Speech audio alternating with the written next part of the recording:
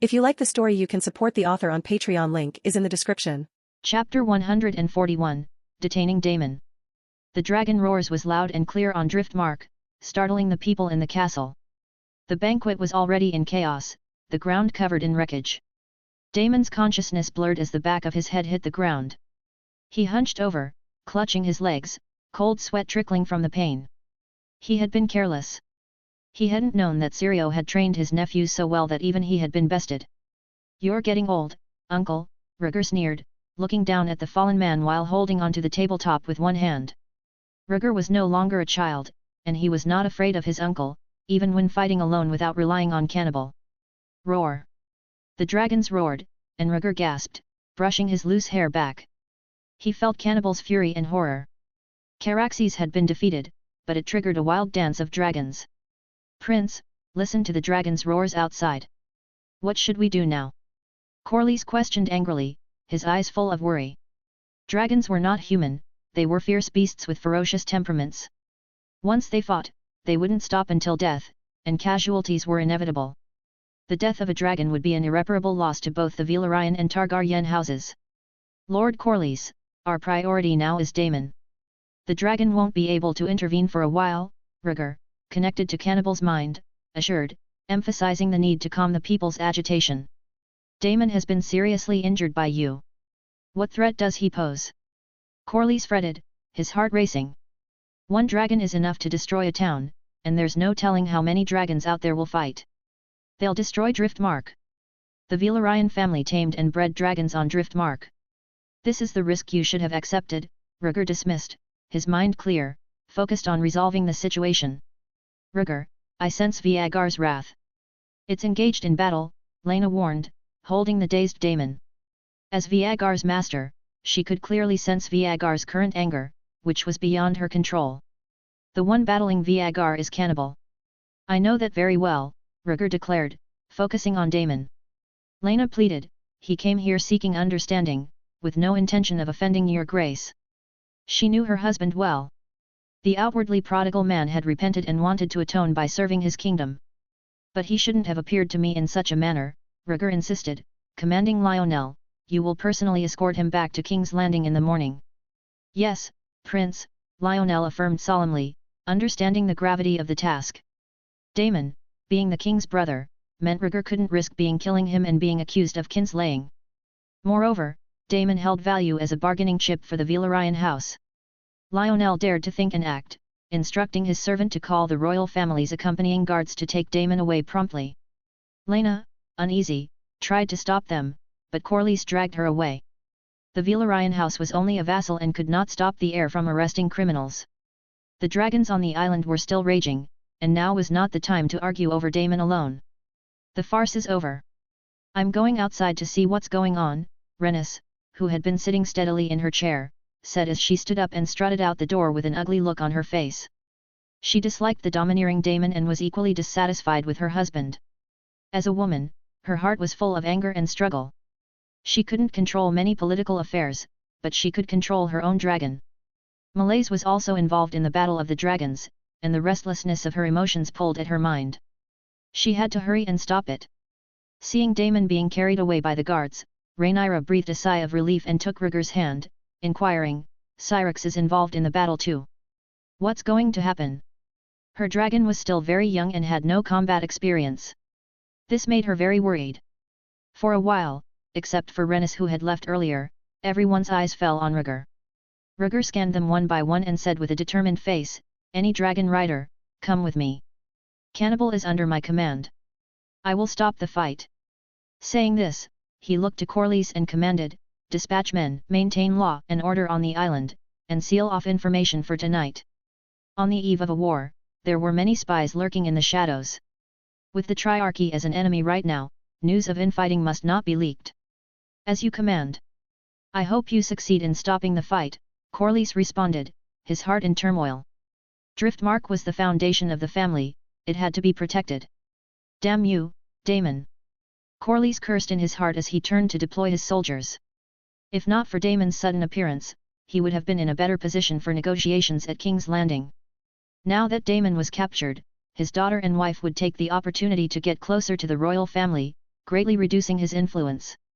Laena, come out with me and try to control Rhaegar, Rhaegar said, looking at the sorrowful Laena. He sighed, knowing that both her husband and father were too ambitious. Rhaegar took the lead and walked out of the castle, followed by the rest. They all felt the dragon's agitation, and they were all afraid. Roar! In the night sky, 6 dragons were fighting each other. Malaise flew in a circle, teasing the reckless Sunfire and spitting scarlet dragon fire. Sea Smoke and Syrinx fought fiercely in the air, one with bites and the other with claws. The most eye-catching of all were the 2 adult dragons. The black cannibal weaved through the clouds, its green dragon fire falling like a swarm of comets. Rhaegar, even larger, swept through the winds as he flew, its eyes fixed on the cannibal. On closer inspection, it became clear that Rhaegar had lost a large chunk of flesh from his neck.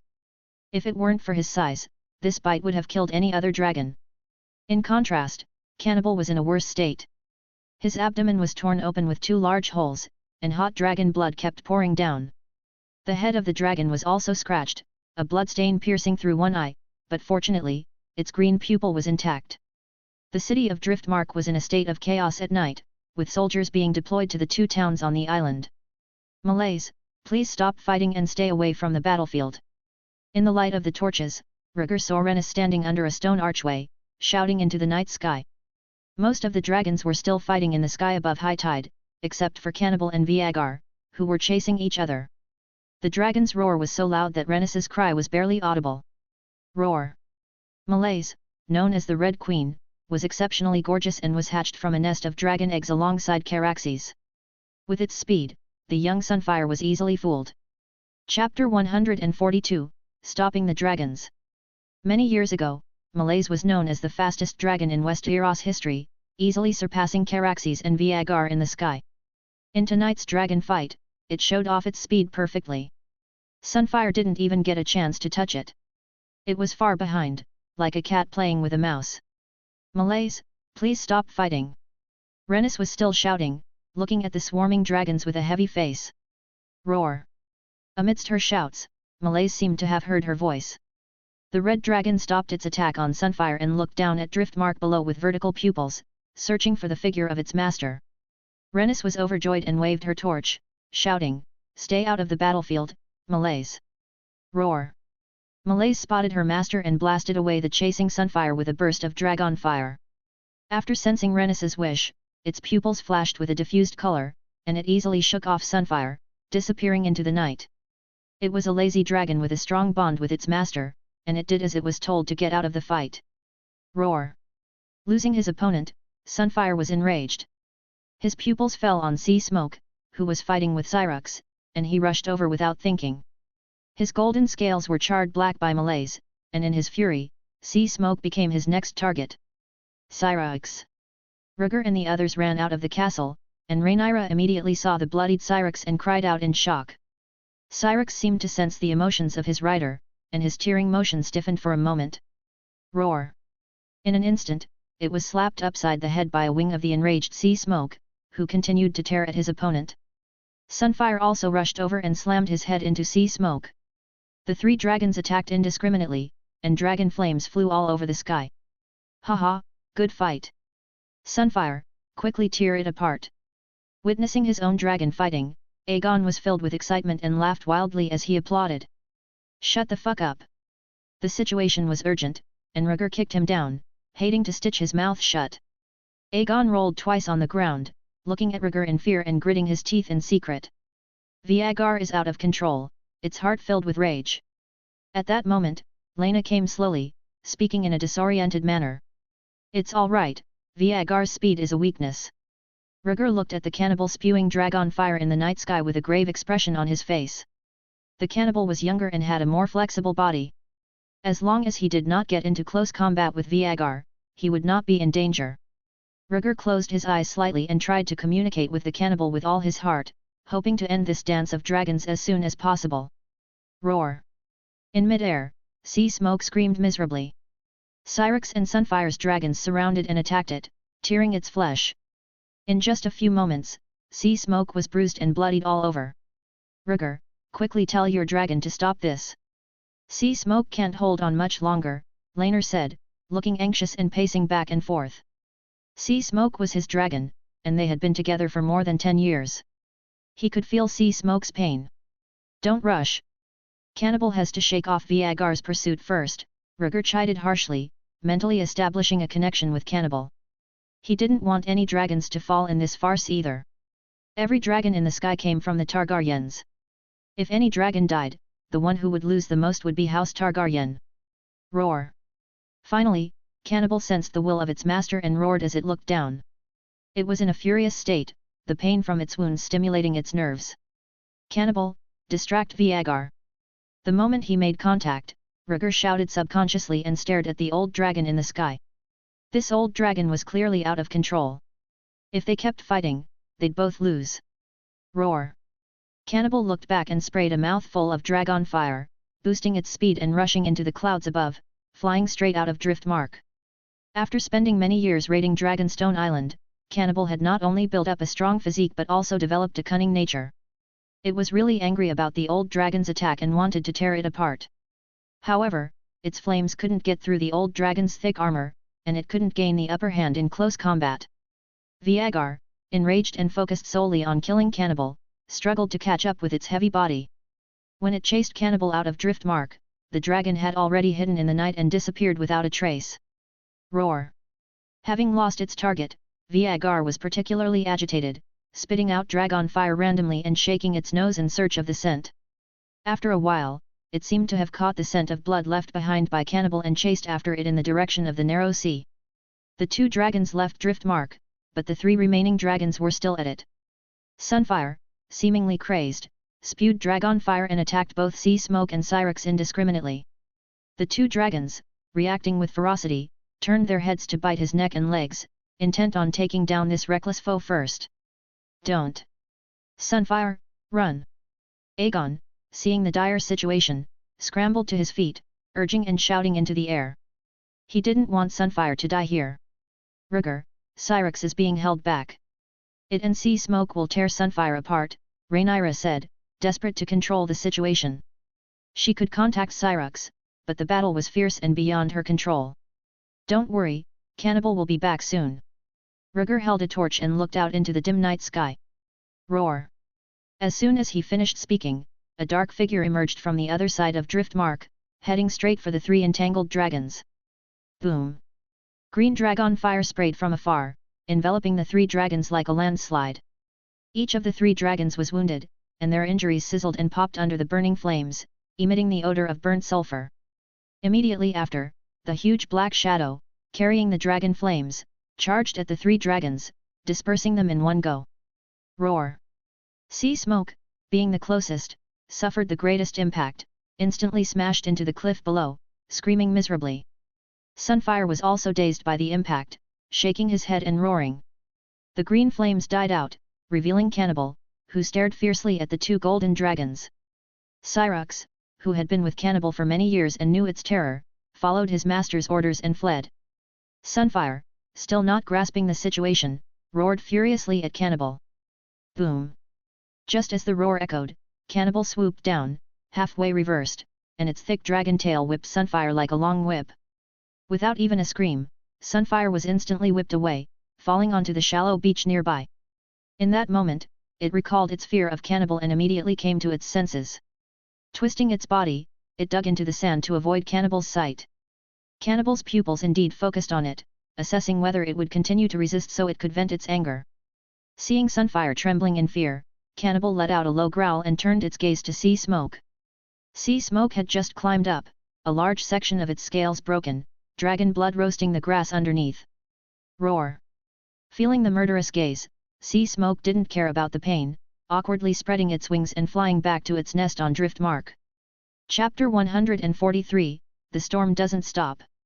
Cannibal looked at the retreating Sea Smoke and snorted, its pupils filled with disdain.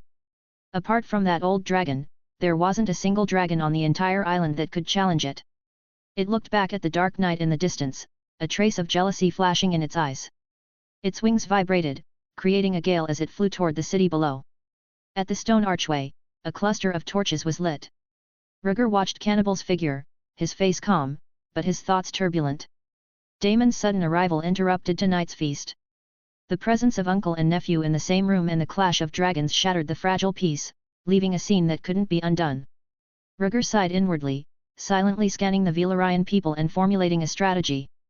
As the chaos subsided, Rhaenys's expression eased, and she was the first to speak. Rhaegar, your dragon is extraordinary.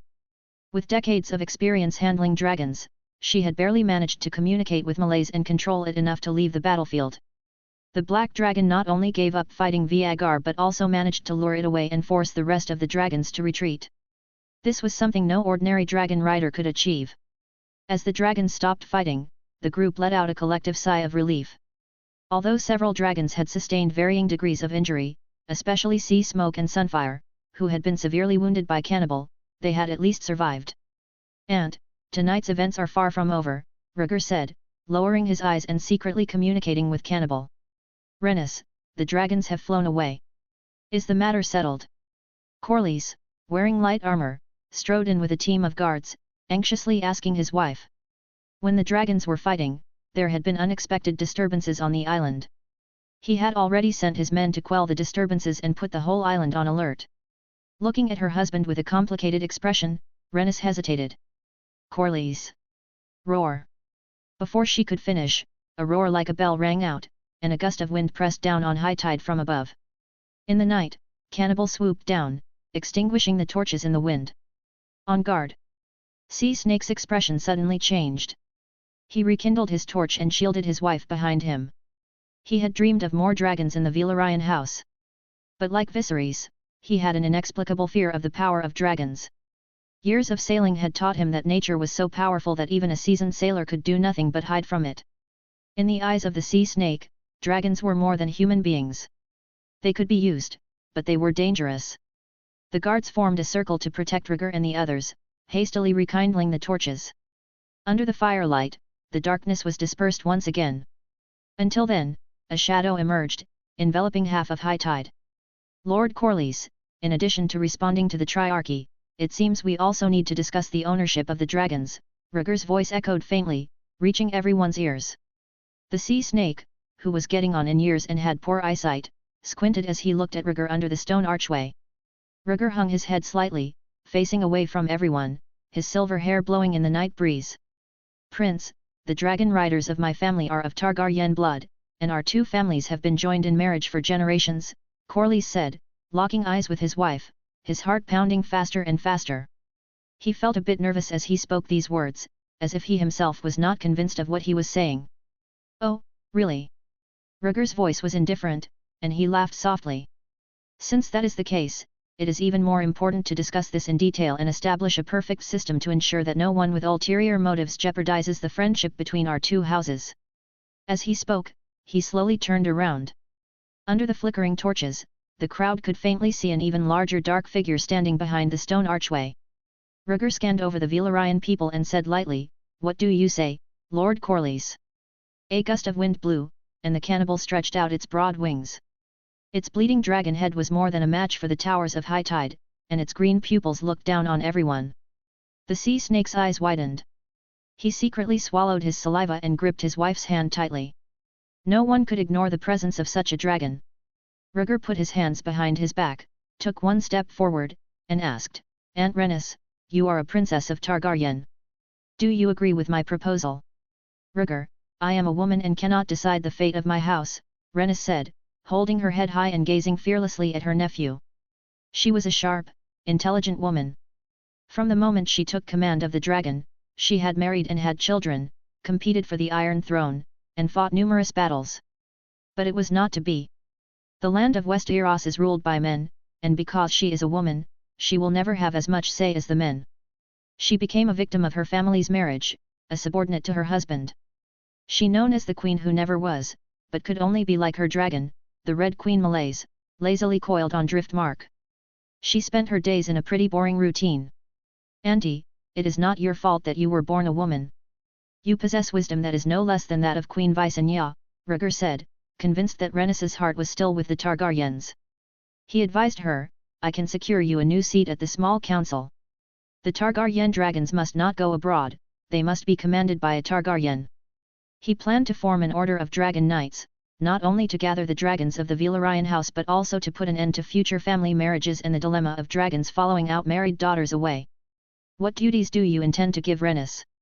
Corlys asked, suspicion filling his voice as he heard about the council and the ownership of the dragons. Rhaegar glanced at him but did not respond. Corlys frowned at the situation, still wanting to pursue the question. Roar! Cannibal roared, and green dragon fire illuminated the entire high tide, casting everything in an eerie emerald glow. As the flames surged, the temperature rose sharply, creating a stifling, suffocating heat. Rhaegar stood in front of Cannibal, his skin flushed and radiating a heat that rivaled the dragon's. With his blood boiling, he was oblivious to the discomfort, and he sternly warned, Lord Corlys, dragons are the wealth of the Targaryen house. This is not up for debate. He felt his father had been too lenient, allowing the sea snake and the Valyrian house to increasingly disregard the royal family's authority. Initially, Rhaegar hadn't considered a strategy to reclaim the Valyrian dragons. Now he had a plan, and with newfound strength, he was determined to act decisively to avoid future trouble. Enough! They can't take the heat, Rhaegar! Rhaenys exclaimed, holding her husband, who was struggling to breathe in the intense heat. She and her children were of true dragon blood, but her husband, being only of Valyrian descent, could not withstand the dragon's flames much longer. Do you agree with my proposal, Aunt? Rhaegar asked, ignoring her plea. Tonight was the perfect opportunity. The Valyrian dragons had fled, and their morale was low. He wasn't going to let this chance slip away. Chapter 144, Hull. Rhaegar, do you truly intend to grant me such authority? Rhaenys asked, her eyes crinkling in disbelief as she looked at her nephew. She wasn't after power for herself, she just wanted to change her husband's mind and ease the tensions between the Targaryens and Valyrians. She never expected such an opportunity to present itself this way. You are a princess of the royal family, in line with the wishes of our great-grandfather Jaehaerys, and I trust you, Rhaegar affirmed, without the slightest hesitation. Though people remained skeptical, Rhaegar wouldn't completely entrust the Valyrian household to Rhaenys. It was precisely her dual identity, both Targaryen and Valyrian, that allowed her to bridge the gap and achieve peace without bloodshed. With this reassurance, Rhaenys looked down at her husband's pained expression and made up her mind.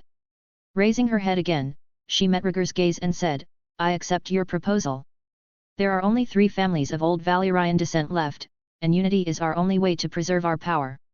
You've made the right choice, Aunt, Rhaegar said, his voice clear as he clapped his hands. Roar! The dragon finally stopped its flame, let out a final roar, and lifted its wings, soaring into the sky. The old dragon might come back to Driftmark at any moment, so it had to remain vigilant. As the dragon fire died down, the temperature gradually dropped, and the air began to circulate again. The sea snake gasped for air, his pupils slowly regaining their focus. Moments ago, he felt as if he had seen the stranger. He felt this feeling before, many years ago. It was something that happened to him when he was young. He was on a ship that was caught in a storm and all the people on it were swept away by the waves. Rhaenys, her eyes firm, stroked her husband's cheek and advised, Corlys, we should unite with the royal family. She had been married for many years and didn't want to see her husband go astray. Fine, I'll listen to you on all counts, the sea snake agreed, breathing heavily. He recognized the stark difference between how Viserys and his son handled matters. He decided to abandon his original intentions and reconsider his house's future. It's good that you've realized this. We missed our chance, we should learn to let go, Rhaenys said, referring to the failed bid for the 101st Grand Council succession. The sea snake had always been haunted by this, believing that if his wife were elected successor, the Valyrian house could ascend in status. This lingering sense of inadequacy was a significant reason for his estrangement from the royal family. Laenor and Laena approached their parents, sensing the somber mood. Rhaenyra walked over to Rhaegar, while Aegon, gritting his teeth, stood behind him. A circle of guards with torches surrounded the 2 families, each taking their side. The danger's over, and so is the feast, Laena said, forcing a smile at the 3 Targaryen siblings. Go back and rest. It's late, the sea snake said, his legs sore and weak, trying his best to maintain a dignified image as he invited the Targaryen siblings to return to the castle. Things had come to a head, and it was impossible for the Valyrian house to rebel against the kingdom at the risk of mutual destruction. The sea snake had traveled the world and cultivated broad-mindedness along the way. He wouldn't lose his composure over one setback, Thank you, Lord Corlys. You and your family are indispensable friends of the royal family, Rhaegar nodded respectfully, and the matter was concluded. 3 days later. Driftmark was buzzing with activity as guests from all over the realm arrived, filling the harbour with ships to celebrate Rhaenys's name day. The celebration was a huge success, exceeding everyone's expectations. As the host, the Sea Snake, along with his eldest son, Laenor, welcomed and entertained the castle's guests. 2 days earlier, Laenor had returned to King's Landing, bringing along the bound Daemon. Laena volunteered to accompany them, taking her 2 children to King's Landing as well. Rhaegar had not yet returned, though some fishermen reported sightings of it at sea. Snake didn't object to Laena's decision. He decided to go along with the idea of reintegrating under royal rule, and he trusted that Viserys would not trouble his daughter. After the celebrations, he planned to take his family to King's Landing to discuss matters concerning the 3 daughters and his wife's new responsibilities. As a seasoned politician, he was determined to reclaim what the Valyrians had lost and solidify their standing with the crown. Whole town. A grand theatre bustled with activity. To celebrate the Queen Who Never Was Named Day, numerous theatre actors and circus troupes flocked to Driftmark, eager to profit from the festivities. Rhaegar was sitting on the 2nd floor, watching the show. The play was about the 101st Council's succession crisis, which is a story that's been told many times before. As expected, the actress playing Rhaenys was quickly overpowered by the actor playing Viserys, which symbolized her failed bid for succession. Boring show. Why doesn't the kingdom ban these plays that mock the royal family? Rhaegar remarked, popping one red grape after another into his mouth. He glanced curiously at the seat beside him. A bunch of clowns, that's all, Rhaenys replied, draped in a black robe, her legs crossed as she watched the performance calmly. She showed no sign of annoyance, even critiquing the actresses for their appearance, saying they damaged her image. Auntie, it's your name day. Are you sure you don't want to go back to the castle? Rhaegar asked casually. Rhaenys shook her head. I've already shown my face. I don't want to entertain those female guests, it's too annoying. So, are we just going to watch this poor performance? Rhaegar speculated about why Rhaenys had brought him here. Why not? Rhaenys retorted. This is the kingdom's prejudice against women. I'm sure Rhaenyra has seen quite a few similar plays. There are very few theatre troupes in King's Landing, Rhaegar remarked, seemingly irrelevant. When he was elected heir, King's Landing was filled with plays about the sleeping dragon bringing down the realm's delight. The performances were cut short that night, with the actors' tongues removed. Nobody knew who was behind it, but it effectively put an end to the theatres. Rhaenys, recalling rumours she'd heard, asked, "Are you going to take back Laenor and Laena's dragons?" Rhaegar shook his head. Once a dragon recognizes its master, it won't accept another. Back in old Valyria, the 40 Dragon Lord families maintained their glory through a parliamentary system. Here in Westeros, the Targaryens are the only Dragon Lord family. I've decided to form an order of Dragon Knights to bring dragon riders outside the Targaryen family under the crown's jurisdiction. Is that why you chose to put me in charge? Rhaenys asked, not surprised but a little impressed. Targaryen rule comes from dragons, and only dragons can destroy dragons, Rhaegar quoted their great-grandfather Jaehaerys. I will caution Corlys to abandon his illusions, Rhaenys sighed, leaning back in her chair and closing her eyes. Seeing that his aunt had lost the will to talk, Rhaegar stood, grabbed a handful of dates, and left. The celebrations were over, but a crucial negotiation in King's Landing awaited. The 3 daughters' kingdom loomed in the shadows, ready to strike at any moment.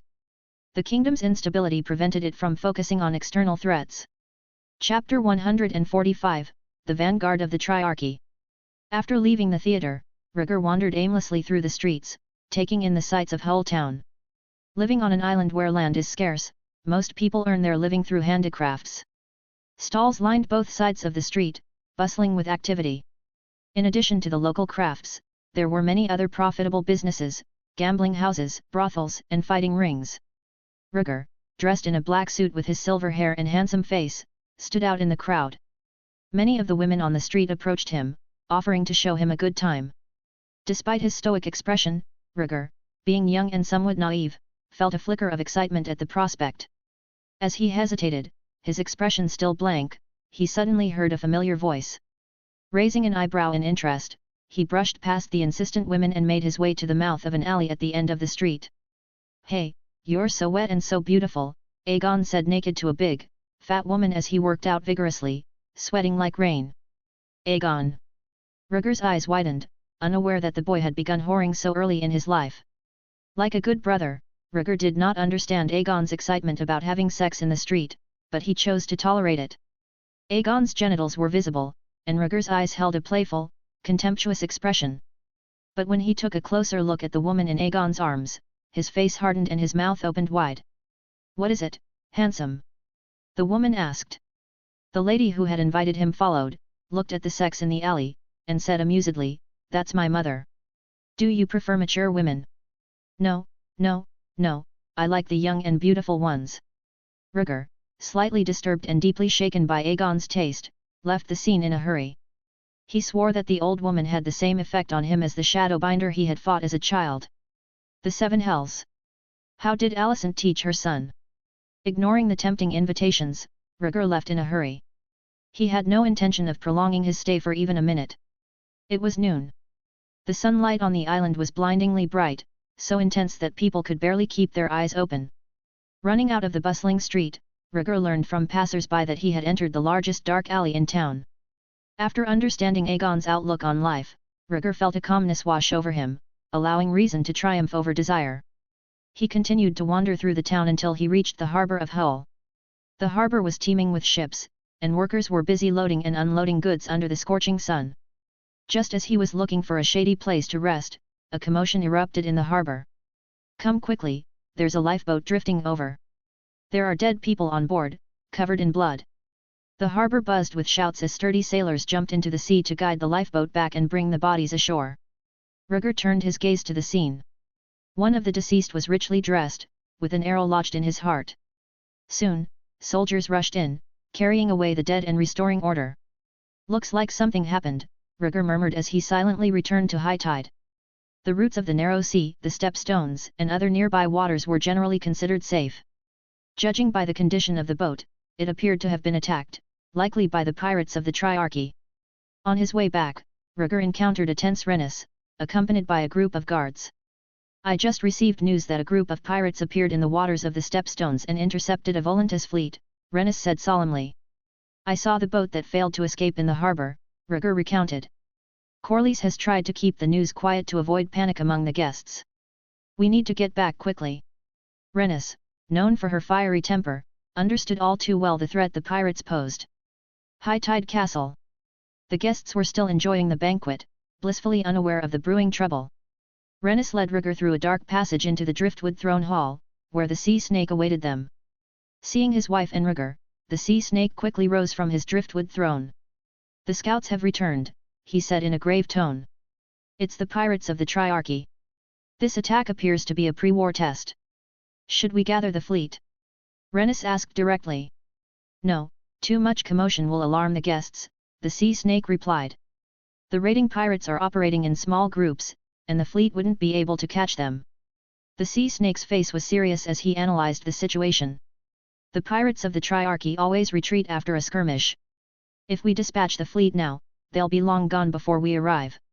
After looting a fleet, they'll need to transport their plunder, which takes time and effort," Rhaenys said thoughtfully, then smiled. "If the fleet can't catch them, the dragons certainly can." The sea snake frowned, uneasy. "The pirates know our strength. Their ships are equipped with scorpion crossbows. In the last battle of the Stepstones, the scorpion crossbows had posed a significant threat, forcing Caraxes and sea smoke to avoid direct confrontation during sea battles." "It doesn't matter," Rhaenys said confidently. "At most, only a few pirate ships will have scorpion crossbows. Maleys is the fastest dragon, they won't be able to hit her." The sea snake hesitated. His wife was right. Maleys was incredibly fast and could reach the stepstones in an hour. But he worried about her safety. His eldest son Laenor was occupied with the guests, and he couldn't bear to send Rhaenys alone into danger. His hesitation was interrupted. "Lord Corlys, I can go with Aunt Rhaenys," Rhaegar volunteered. The sea snake frowned. "Prince, the pirates of the Triarchy are not mere poachers. It's too risky." He knew that Rhaegar was the king's eldest son and the kingdom's heir. Allowing him to face such danger could make him a traitor to House Valyrian if anything happened to Rhaegar. "You don't have to worry," Rhaegar said confidently. "You've seen the cannibal's strength. A few pirates are no match. Rhaegar was eager to gauge the strength of the three daughters pirates himself. He'd heard a lot about their prowess and wanted to see it firsthand. The sea snake's face was grim as he glanced at his wife, his eyes questioning. He would have preferred to let the pirates go rather than send Rhaenys and Rhaegar into peril. Are you ready to face blood and fire? A bunch of pirates? I don't care, Rhaegar said with a light laugh. The dragon he rode was a predator, a true beast of battle. The pirates posed little threat unless, like Queen Rhaenys during the conquest, he was unlucky enough to be struck by a scorpion bolt. Chapter 146, Crushing Air Raid. The aunt and nephew quickly made their decision and sprang into action. The sea snake deployed a small team to leave the harbor first, heading toward the stepstones under the guise of a routine patrol. Rhaenys and Rhaegar slipped out of the castle, making their way to find their dragons. Several dragons now resided on Driftmark. Among them, the most noticeable was Caraxes, who had crawled from the shallow beach to the rocks. This red dragon, known as the Blood Wyrm, was badly injured, with one wing broken and scales missing all over his body. Despite the severity of his wounds, the dragon's impressive resilience had saved his life. Due to his wing injury, Caraxes had temporarily lost the ability to fly. He now relied on soldiers to feed him cattle and sheep. Once healed, he would be returned to the Dragon Pit or Dragonstone Island. Shortly after, Rhaegar mounted the saddle on the cannibal and rushed to the eastern coastline to meet up with Rhaenys. Malay's lair was there, undisturbed and perfect for catching large deep-sea fish. Roar! The cannibal roared and leapt into the air, leading the way out of Driftmark. Malay's, the fastest dragon in history, followed swiftly, her powerful wings cutting through the air as she caught up. The two dragons soared together for a while before Malay's, like a red lightning bolt, overtook the cannibal. Despite his efforts, the cannibal struggled to match her speed. No wonder Aunt Rhaenys is so confident, Rhaegar thought, watching the red dragon with awe. After about an hour, Malay's slowed, allowing the cannibal to catch up, and the two dragons flew side by side. Below them, a rocky island emerged from the endless sea, appearing like scattered pieces of rubble on a blue canvas. Rhaegar, this is the stepstones, Rhaenys called out clearly from Malay's back. Rhaegar looked down at the dense, scattered islands below. It was his first time seeing the stepstones, a significant and contested location in the narrow sea. The stepstones were once part of the Arm of Dorne, connecting Westeros to the land of Essos.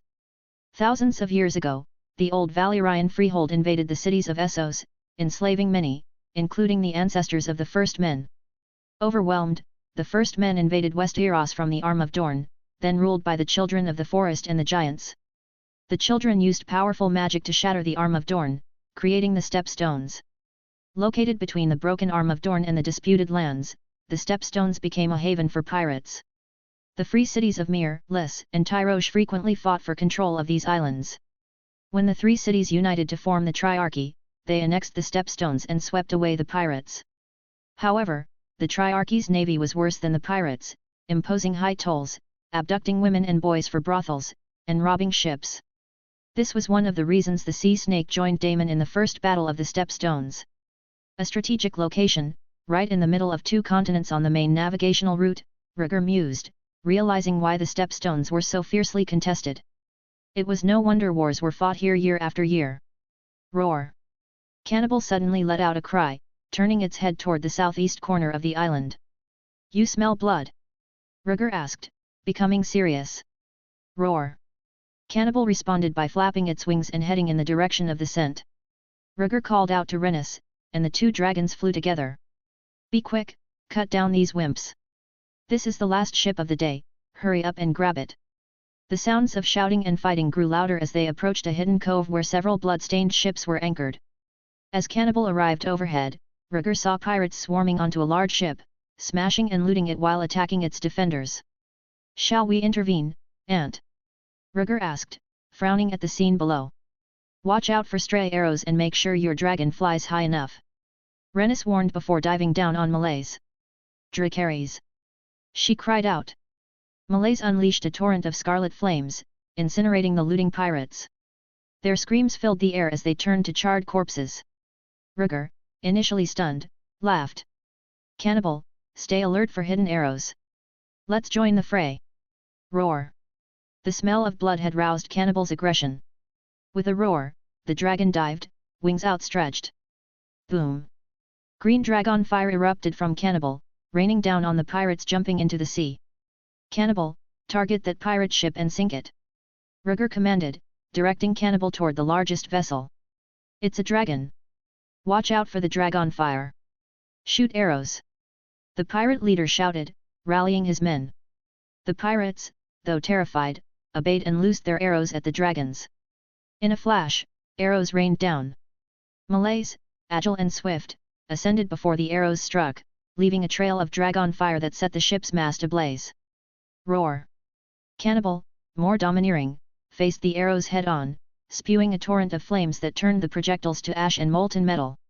This level of attack was no match for a dragon. Retreat! Abandon the supplies and get back to the ship. The pirate leader shouted, fear in his voice as he ran back to the ship, commanding the helmsman to set sail. Boom! Rhaegar wasn't about to let them escape. Cannibal swooped down, unleashing a torrent of dragon fire that engulfed the warship. Ah! In moments, the ship was ablaze, the flames consuming it as the pirates' screams of agony filled the air. Whoosh! A sudden gust of wind whistled past, and a steel spear shot out from the darkness. Cannibal, left wing down! Rhaegar shouted, spotting the spear in time. Cannibal sensed the danger and deftly adjusted its flight path, narrowly avoiding the spear. Rhaegar scanned the area and spotted a small, inconspicuous island with another pirate ship lurking behind it. Cannibal, burn them all!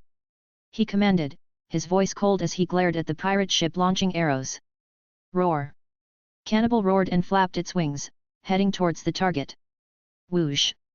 Seeing the dragon approach, the pirates frantically reloaded their scorpion crossbows and fired more steel spears.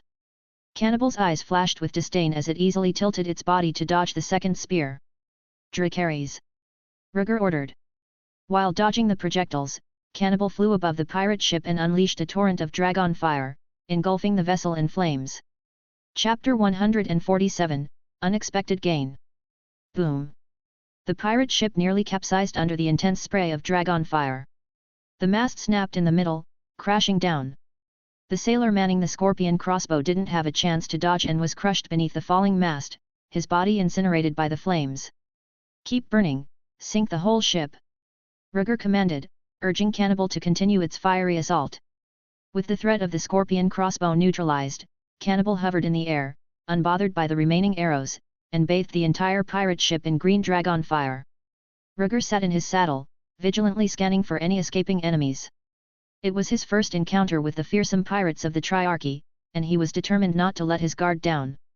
The only way to ensure victory was to completely engulf the ship in flames. After a while, Rhaenys arrived on Malays and called out, Rhaegar, are you all right? I'm fine, but I did spot a scorpion crossbow, Rhaegar replied, signaling Cannibal to stop its onslaught. Below them, the pirate ship was reduced to a smoldering wreck. You're so cautious, Rhaenys remarked, tugging on Malay's reins as she surveyed the devastation below. The ship was completely incinerated, with not a single pirate or weapon left intact. It's good to be cautious, Rhaegar said with a grin, steering Cannibal towards the merchant ship that had been rescued. Rhaenys nodded and guided her dragon to follow. Back on the remote island where the battle had taken place, the remnants of the pirate ship continued to burn, with the dragon fire consuming everything. The merchant ship nearby had also been affected, with its hull scorched and its canvas still smoldering. Poof! A charred hatch burst open, and a group of emaciated, unclothed people scrambled out. The slave traders are dead, let's run. Blessed be the Lord of Light, the flames purify the sins. This ragged group, comprised of the old and young, men and women, fled in panic. Are these people slaves? Rhaegar's face darkened, his voice turning cold at the mention of slave traders. Westeros vehemently opposed slavery, and the slave trade was forbidden. This was his first encounter with a slave ship. Slaves exist everywhere, except in Westeros and Bravos where slavery is explicitly outlawed, Rhaenys responded, her tone muted and her brow furrowed in distaste. Having travelled extensively with her husband's fleet, she had witnessed the harsh realities of slavery, especially in places like Lys, Myr, Tyrosh, and Slavers Bay, where slaves were treated like livestock. Shall we go down and take a look? Rhaenys suggested, noting Rhaegar's revulsion. Good idea. This ship won't last long. Let's transfer these people to another merchant ship, Rhaegar agreed, guiding Cannibal to lower its altitude. Dragon Lord! Dragon Lord! The slaves fell to their knees, bowing in fear as the dragon approached. The Dragon Lord families of old Valyria still haunted the memories of Essos. Rhaegar called out loudly, "Where are you from, and where were you being taken?" "Great Dragon Lord, we were sold from all over the world, and this ship was bound for Pentos," an elderly, gaunt man replied, his voice raspy. Pentos. Rhaegar was taken aback. Pentos, a free city, had an agreement with Bravus to prohibit slave trading. However, it wasn't unusual for Pentos to covertly defy this ban, as it wasn't bounded by Westerosi ideals. Rhaegar pondered this, realizing that despite surface agreements, the reality of slavery continued in the shadows. As Rhaegar was deep in thought, a man crawled out from among the kneeling slaves, trying to sneak away. "He's a pirate!" someone shouted, exposing the escapee. Before the pirate could react, the surrounding slaves stormed him, subduing him with punches and kicks. Rhaegar watched coldly, not intervening. He had already sensed something was off about this man. The other slaves were all thin, but he was robust and strong. Suddenly, the sound of a sharp blade piercing flesh echoed, and the attacking slaves scattered in panic. Rhaegar looked over. A thin, young girl stood up, holding a dagger in one hand and the pirate's severed head in the other. Clang! The girl dropped the dagger, her chest heaving slightly, and she stepped forward. The other slaves moved aside to let her pass. When she reached a group of slaves, she fell to her knees, holding the pirate's head low without a word. Rhaegar studied her. She was as thin as a reed, with messy black hair and a pale, exotic face. "What's your name?" Rhaegar was intrigued by her swiftness in killing. "Sarah," the girl's voice was hoarse, and she looked weak. "Are you also a slave?" "I haven't been sold," Sarah replied, her voice faltering between words. Rhaegar glanced at the girl among the slaves and instructed, "Take care of her for now. A fleet will take you away tonight." She had guts, but Rhaegar had no time for trivial matters at the moment. "Great Dragon Lord, where will the fleet take us?" the dry, thin old man asked with trepidation. Rhaegar paused and looked up at Rhaenys. These folks weren't slaves for sale or resettlement. Seeing his difficulty, Rhaenys stepped in. "First, we'll transport them to Driftmark. Those who can't find work there will be sent to King's Landing." She was experienced in such matters. Slaves often included women, children, young laborers, and various craftsmen. In a stable environment, they could find a way to live. "Good, let's do that," Rhaegar agreed, preparing to return to Driftmark. "Wait." The foreign girl hurriedly spoke up, excitedly saying, "Honorable Prince, I have a treasure to present to you." Rhaegar paused, intrigued. "Oh? What kind of treasure?" There were several merchant ships in the vicinity, and it was uncertain what kind of treasure might be found among them. His explorer's system missions required such treasures of long tradition or rare materials. "It's a long sword made of Valyrian steel."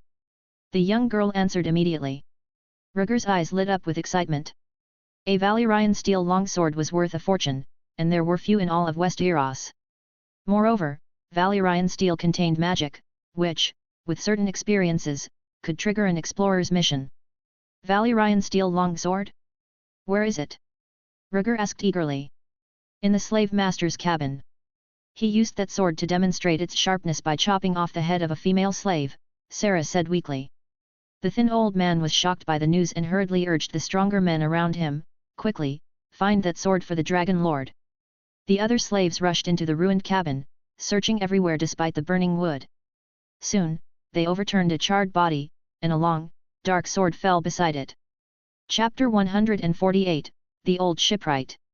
"Great Dragon Lord, only your kindness and wisdom are worthy of this precious sword," the frail old man said, struggling to lift the Valyrian steel longsword with both hands. The effort made his body tremble, indicating the sword's considerable weight. Seeing the Valyrian steel longsword, Rhaegar's heart surged with excitement. He leaped from Cannibal's back and landed with a thud beside the charred remains of the pirate leader. Despite the foul smell emanating from the charred armor, Rhaegar's eyes were fixed on the sword as he approached the old man. As Rhaegar took the sword into his hands, he paused, a smile spreading across his face. "It's actually a great sword!" he exclaimed. Swords came in various types, and this one was particularly special. The common ones were hand and a half swords, like Blackfire, the standard sword of his house. But great swords, long swords, short swords, they all had their unique attributes. It was said that the Starks of the North possessed a Valyrian steel greatsword named Ice, passed down through generations. Rhaegar examined the charred hilt and the blade, his fingers tracing the palm-sized surface. Though the sword's surface was blackened by dragon fire, the distinctive water-patterned steel of Valyria shone through. The material was exceptional. The wooden handle was burned and worn, and the blade bore the scars of numerous battles, its edges chipped and pitted. The quest is now open, retrieve the lost Valyrian steel greatsword, the system beeped in Rhaegar's mind. He grinned, summoning the system interface. Lost Valyrian steel greatsword. Exploration progress, 0.5%. Thanks to these pirates, I've acquired a Valyrian steel greatsword, Rhaegar thought, gripping the hilt with both hands. He swung the sword twice, testing its balance and weight. It's a bit heavy, not ideal for prolonged combat, he mused. With the relic True Dragon's Blood, Rhaegar's physical abilities far surpassed those of ordinary men, enhancing his endurance and strength. His current sword, Dark Sister, was originally designed for women, long, thin, and increasingly inadequate for his needs. This Valyrian steel greatsword could replace Dark Sister. Overjoyed with his new sword and the quest it presented, Rhaegar felt a surge of gratitude. He pointed to the young girl who had brought him the sword. Take good care of her. If she can't find work, she can come with me to King's Landing. This sword had been delivered to him by the slave ship, and he felt a responsibility to help these destitute people. Wrapping the great sword in a piece of burlap, Rhaegar secured it to his back. Roar! Cannibal, sensing Rhaegar's intention, lowered his altitude to allow Rhaegar to climb the soft ladder draped around his neck. As the dragon and his rider ascended into the sky, Rhaena sighed the heavy sword cradled in Rhaegar's arms with envy. You really are lucky, she remarked. Valyrian steel, a magical product from the ancient Valyrian freehold, was exceedingly rare.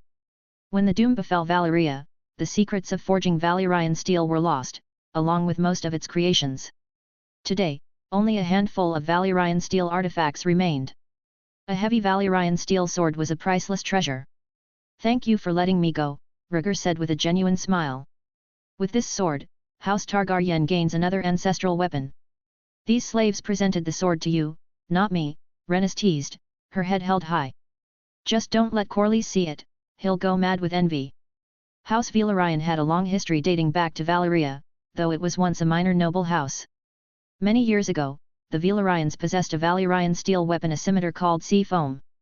It was lost on a voyage, leaving House Velaryon without a Valyrian steel heirloom.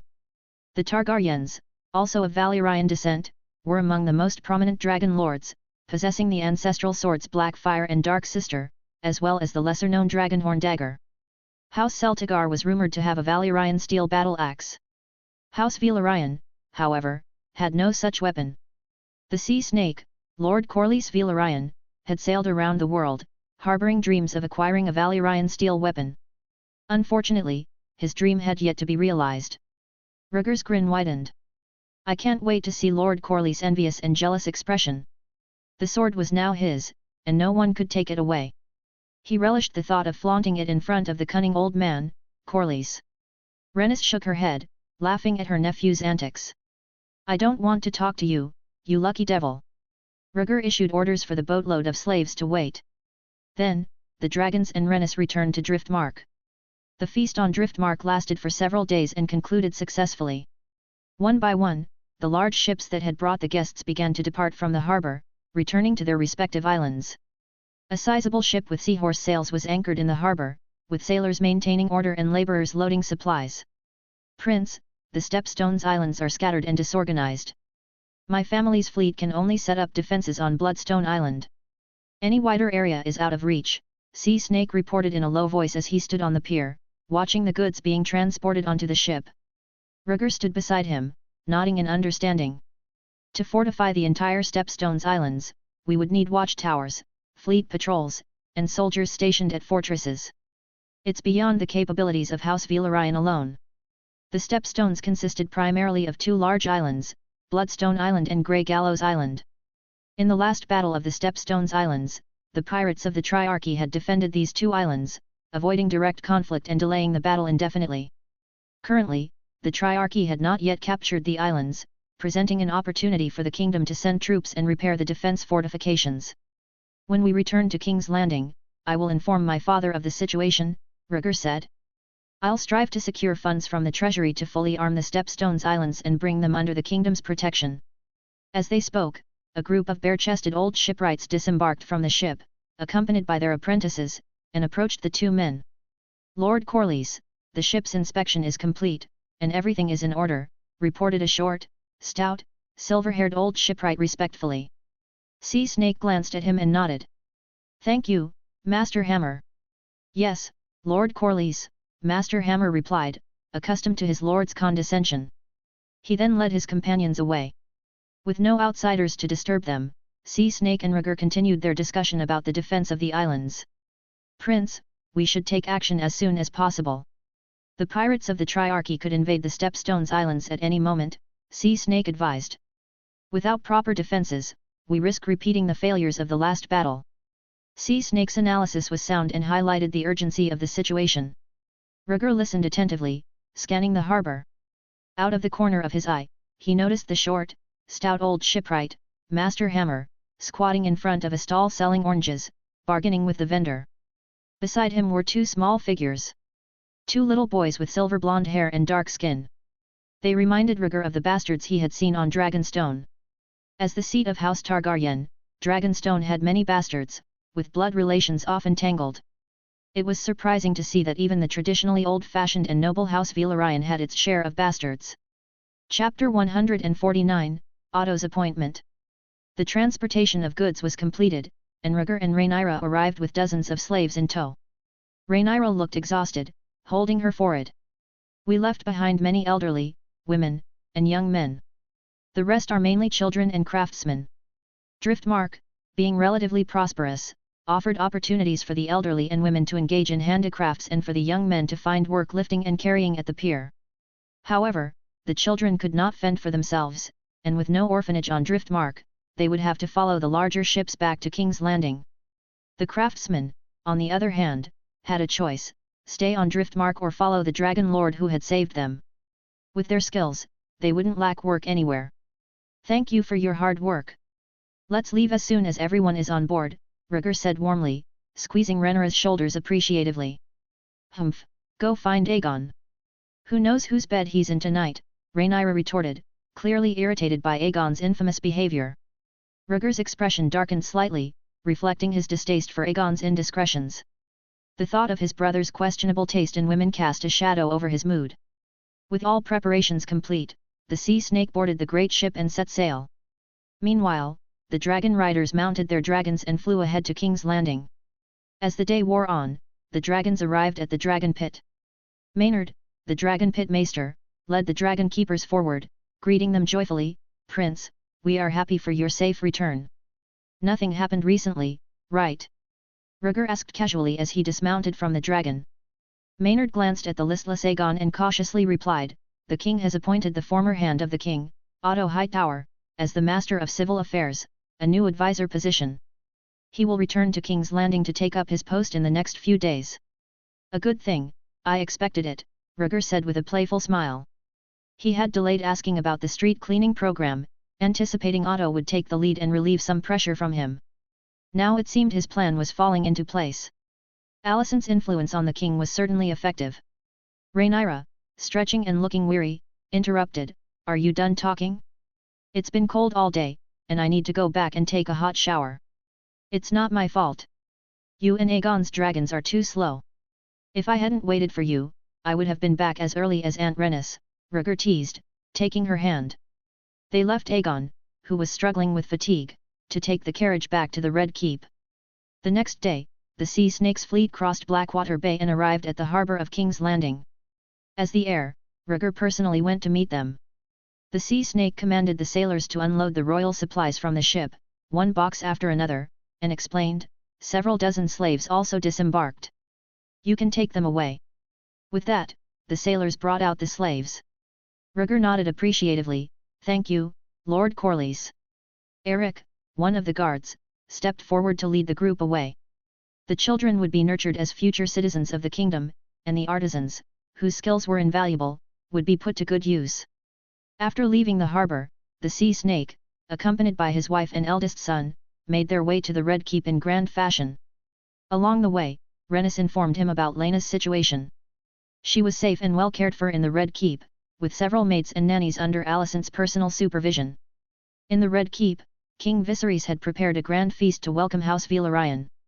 In fact, the Red Keep had been hosting banquets for the past few days. First, they welcomed Laena and Rhaenys, followed by Laenor and his family. At the banquet, all the advisors raised their glasses and celebrated with great enthusiasm.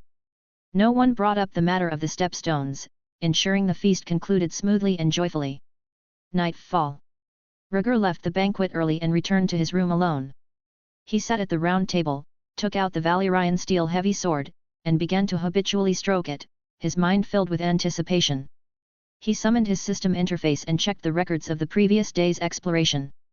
Lost Valyrian steel heavy sword. Exploration progress, 100%. This exploration is complete. Please pick up the lost treasure. Relic retrieved successfully. Checking. Detection successful. Judged to be an excellent grade relic, Sword of the Nameless. The small letters at the bottom of the screen prompted, an ancient relic returned to the hands of an ancient bloodline. It needs a resounding name. Rhaegar's fingers traced the bumpy blade as he mused, the heavy sword is made of Valyrian steel, but it isn't as prestigious a relic as Dark Sister. He pondered the difference. Dark Sister had been a Targaryen house sword for generations, steeped in legendary history. Its storied past elevated its status. The Valyrian steel heavy sword, while of excellent material, lacked such a background and a legendary name. This, he concluded, was why it was deemed inferior in the system's exploration hierarchy. Over the years, Rhaegar tried numerous explorations within the Red Keep. He had examined the remains of Meraxes and Quicksilver, just like he did with Balrion's skull. He had even sat on the Iron Throne, wearing Aegon the Conqueror's black iron crown. Yet, none of these triggered an explorer's quest. Rhaegar theorized that Meraxes and Quicksilver had died too young to become a relic. The Iron Throne and the black iron crown, though significant, had been cast for over a century and lacked the ancient resonance needed for an exploration trigger. He realized there was only one item in the Red Keep that could truly trigger an exploration quest, Blackfire, the Targaryen house sword carried by his father, Viserys. When he asked for it under the pretext of observation, his father said it was too early and promised to hand it over when Rhaegar came of age. Rhaegar had been disappointed but decided not to push the matter. In the meantime, he had collected exotic treasures and antiques from Westeros and the Free Cities. Despite his efforts and expenses, only a few of these items had triggered exploration quests. He had almost depleted his mushroom caravan funds in the process. Knock, knock. A soft knocking came from the door, followed by Rhaenyra's voice. Rhaegar, I'm coming in. Creak. The door opened, and Rhaenyra, wearing a striking red dress, strode into the room. Rhaegar looked up with a smile. The banquet is over. I thought you would still be dancing. Helping Alicent organize the banquet was exhausting enough. I had no energy left to dance, Rhaenyra replied, collapsing onto the bed. She glanced at the Valyrian steel heavy sword in Rhaegar's hands and asked curiously, I heard you asked the sea snake to invite skilled craftsmen from Qohor. Are you planning to recast this sword? The production process of Valyrian steel had been lost, but the master blacksmiths of Qohor were known for their ability to recast Valyrian steel. Yes, the blade is blunt, and it's too heavy, Rhaegar said, swinging the heavy sword twice. Its weight was impractical for continuous battlefield fighting. He had decided it would be better to recast it into a hand-and-a-half sword of the right weight, then give the newly forged Valyrian steel sword a fitting name as the system hinted and collect it as a relic. Rhaenyra tapped her lips thoughtfully but showed little interest. As a woman, she had no place on the battlefield and wouldn't need the best weapon. After a moment, she said, there will be a council meeting tomorrow to discuss the alliance between the Crown and House Velaryon. Chapter 150, The Faith of the Seven Small Actions. It's only natural that we must draw in allies before the war, Rhaegar said, unfazed by the news. Rhaenyra's eyes gleamed as she added mysteriously, I've heard some new information, Otto is returning to King's Landing. This was already known, Rhaegar replied, puzzled. No, there's more. Besides Otto, the High Septon of the Faith of the Seven will be accompanying him, Rhaenyra said seriously. There are more and more followers of the Seven Gods in Flea Bottom. Rumors about the war are spreading, and the people are beginning to show signs of rejecting House Velaryon. Otto's alliance with the Faith is to incite the people. Rhaegar frowned, dismissing the tactic as a minor annoyance. "I have to admit, it's a clever move," Rhaenyra said, annoyed. "The Faith of the Seven have always been adept at causing trouble for the royal family. Public opinion can be extremely influential." "It's fine, I'll shut them up," Rhaegar said after a moment of thought, deciding how to handle the matter. With war approaching, he needed to ensure stability within the realm and prevent anyone from undermining their efforts. Rhaegar set the heavy sword aside and stood up. "I'm going out. You should rest." "Where are you going?"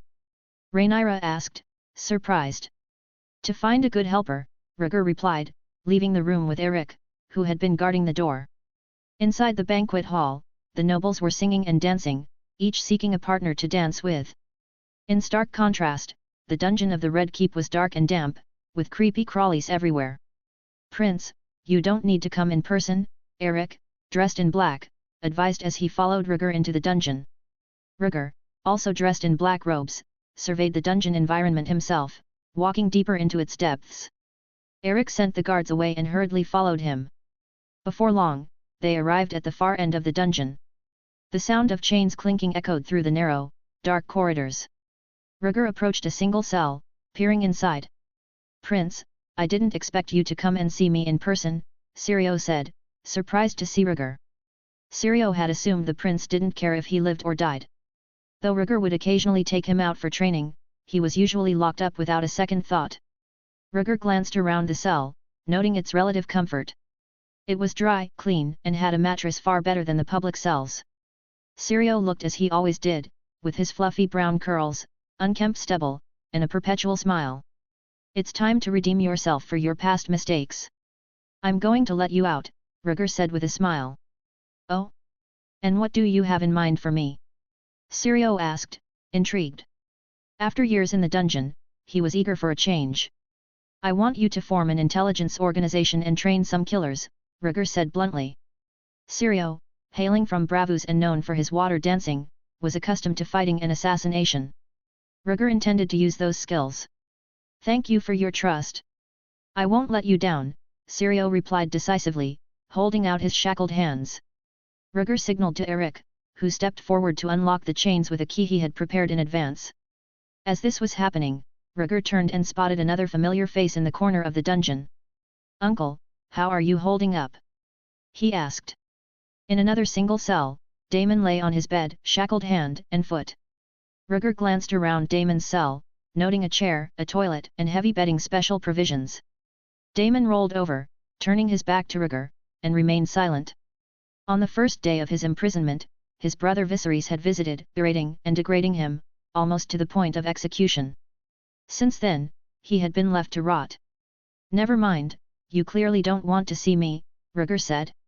With Syrio freed, Rhaegar decided not to press Daemon further and led the way out of the dungeon. He had more pressing matters to attend to. After dropping Syrio off at the dragon pit, Rhaegar returned to his room. When he pushed open the door, the candles had long been extinguished. After a busy day, he felt the weight of exhaustion. He took off his shirt and slipped into bed. The quilt was warm, and he leaned into the fragrant softness, quickly falling into a deep sleep. The next day, early in the morning, Cole knocked on Rhaegar's door to let him know that the king had called a royal meeting. Rhaegar, still sleepy-eyed, hurriedly ate a quick breakfast before heading to the meeting. "Keep your collar neat. Today's meeting is important," Rhaenyra said, adjusting his wrinkled attire with a worried look. Rhaegar let her fuss over him while he silently chewed his bread. "You should be thanking me," Rhaenyra muttered in exasperation, rolling her eyes. Although she was enjoying herself, this was supposed to be Alicent's duty. When they arrived at the entrance to the council chambers, they could hear Tylan's voice through the thick wooden door. "Your Grace, the Stepstones is a land of constant conflict. The money spent on warring, building fortresses, and maintaining them will be astronomical." The two siblings exchanged a glance, sharing a look of helplessness. In addition to the bravery of soldiers, the most important aspect of war is logistics and provisions. Once the war started, money would be spent like water. "Prince, Princess, Sir Stefan," the king's guard guarding the doorway, greeted them and personally pushed open the wooden door. The meeting suddenly came to a halt. Rhaegar walked into the hall and took a look around. As usual, the former advisors to the realm and his father, Viserys, were there. Rhaegar took note of the 3 new chairs at the table.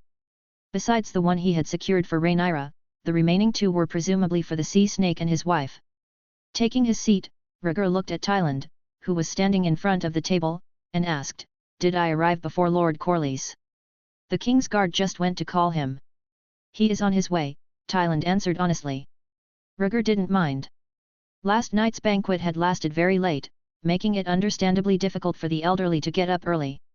"While Lord Corlys is not here yet, we should address any urgent matters," Rhaegar suggested, thinking of the impact of the war and deciding to discuss it first. He picked up a stone ball and played with it in his hand. "Prince, this is my estimated war damage report," Tyland said, handing over a prepared list. Rhaegar accepted it politely. Viserys, looking weary and in poor spirits, leaned back in his chair. "Lord Lionel, you go first," he said, unable to sleep at night with the thought of the impending war. Lionel stood up and began his analysis. "Your Grace, in the face of the 3 daughters' advance, we should mobilize as many of the kingdom's lords as possible to support our troops. The Stormlands are the closest to the Stepstones Islands. Lord Baratheon will definitely give his full support," Lionel continued. "Ormond is Rhaenys's uncle, and he has always been a staunch supporter of the crown," Viserys agreed. "In addition, the Riverlands, the Vale, and the Westerlands will all be able to mobilize soldiers to supplement our strength," Lionel suggested. Chapter 151, Unrest in the 7 Kingdoms. Imagination is beautiful, but reality often falls short of expectations. Just as Lionel finished speaking, the Master of Laws Jasper stood up with a grave expression. Viserys cast a glance at him and asked, "Why do you say that, Lord Jasper?" Though not as dignified and forceful as his grandfather Jaehaerys, Viserys had no problem gathering his bannermen to defend the kingdom. "Your Grace, war is a terrible machine that affects the entire body, and the kingdom's enemies are not only the pirates of the Triarchy." Jasper said solemnly, "According to intelligence, Prince Martell of Dorne is likely to renew his alliance with the 3 daughters and lead his army to join the front battlefield. The Ironborn of the Iron Islands are also eager to take part, moving frequently around Lannisport in an attempt to disembark and pillage. How can this be?" Viserys was taken aback and looked to Lionel and Tyland. "Yes, Your Grace," Lionel replied. "My brother even wrote to me recently that some Ironborn tried to infiltrate Lannisport. He caught and executed them." Tyland showed a troubled expression and spoke the truth. "The Ironborn have always been a thorn in Lannister's side. So, it is difficult for the West to provide help." Viserys grimaced, somewhat displeased. "Rest your anger, Your Grace," Tyland said nervously, "the situation in the Vale is not good. The mountain clans led by the Stone Crows tribe are causing turmoil everywhere. Lady Jane is overwhelmed." Lionel immediately followed.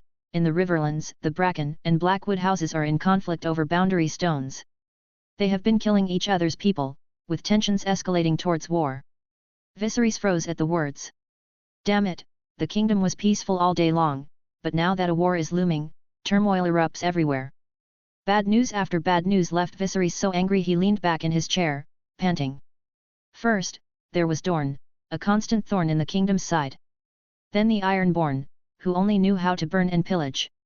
Now, even the Vale and Riverlands were in trouble. At this rate, rebels would be at the gates of the Red Keep by the time he woke up tomorrow morning. "Father, don't worry. It's not as serious as you think." Rhaenyra hurriedly walked behind Viserys and patted his back. Her father had been born in a time of peace, and the sudden war was putting him under great stress. Rhaenyra was afraid he wouldn't be able to cope. The advisors looked at each other in disbelief, all worried about the coming war. Rhaegar looked around the room, frowning as he saw the anxiety in their faces. "My lords, the war has yet to come. Do not be overly pessimistic." He knocked on the tabletop to draw attention to himself. "Prince, what is your advice?" The Master of Coin, Lyman Beesbury, who had been silent all this time, spoke slowly and with great solemnity. Beesbury, an old man loyal to the royal family all his life, was one of the people who wanted peace in the kingdom the most. Rhaegar put down the stone ball and sat upright. Cowardice before battle was a taboo. As the heir, he had to say something insightful to boost morale. Rhaegar took a moment to contemplate, then spoke with a steady and confident voice, "My lords, Westeros has a long history of conflicts.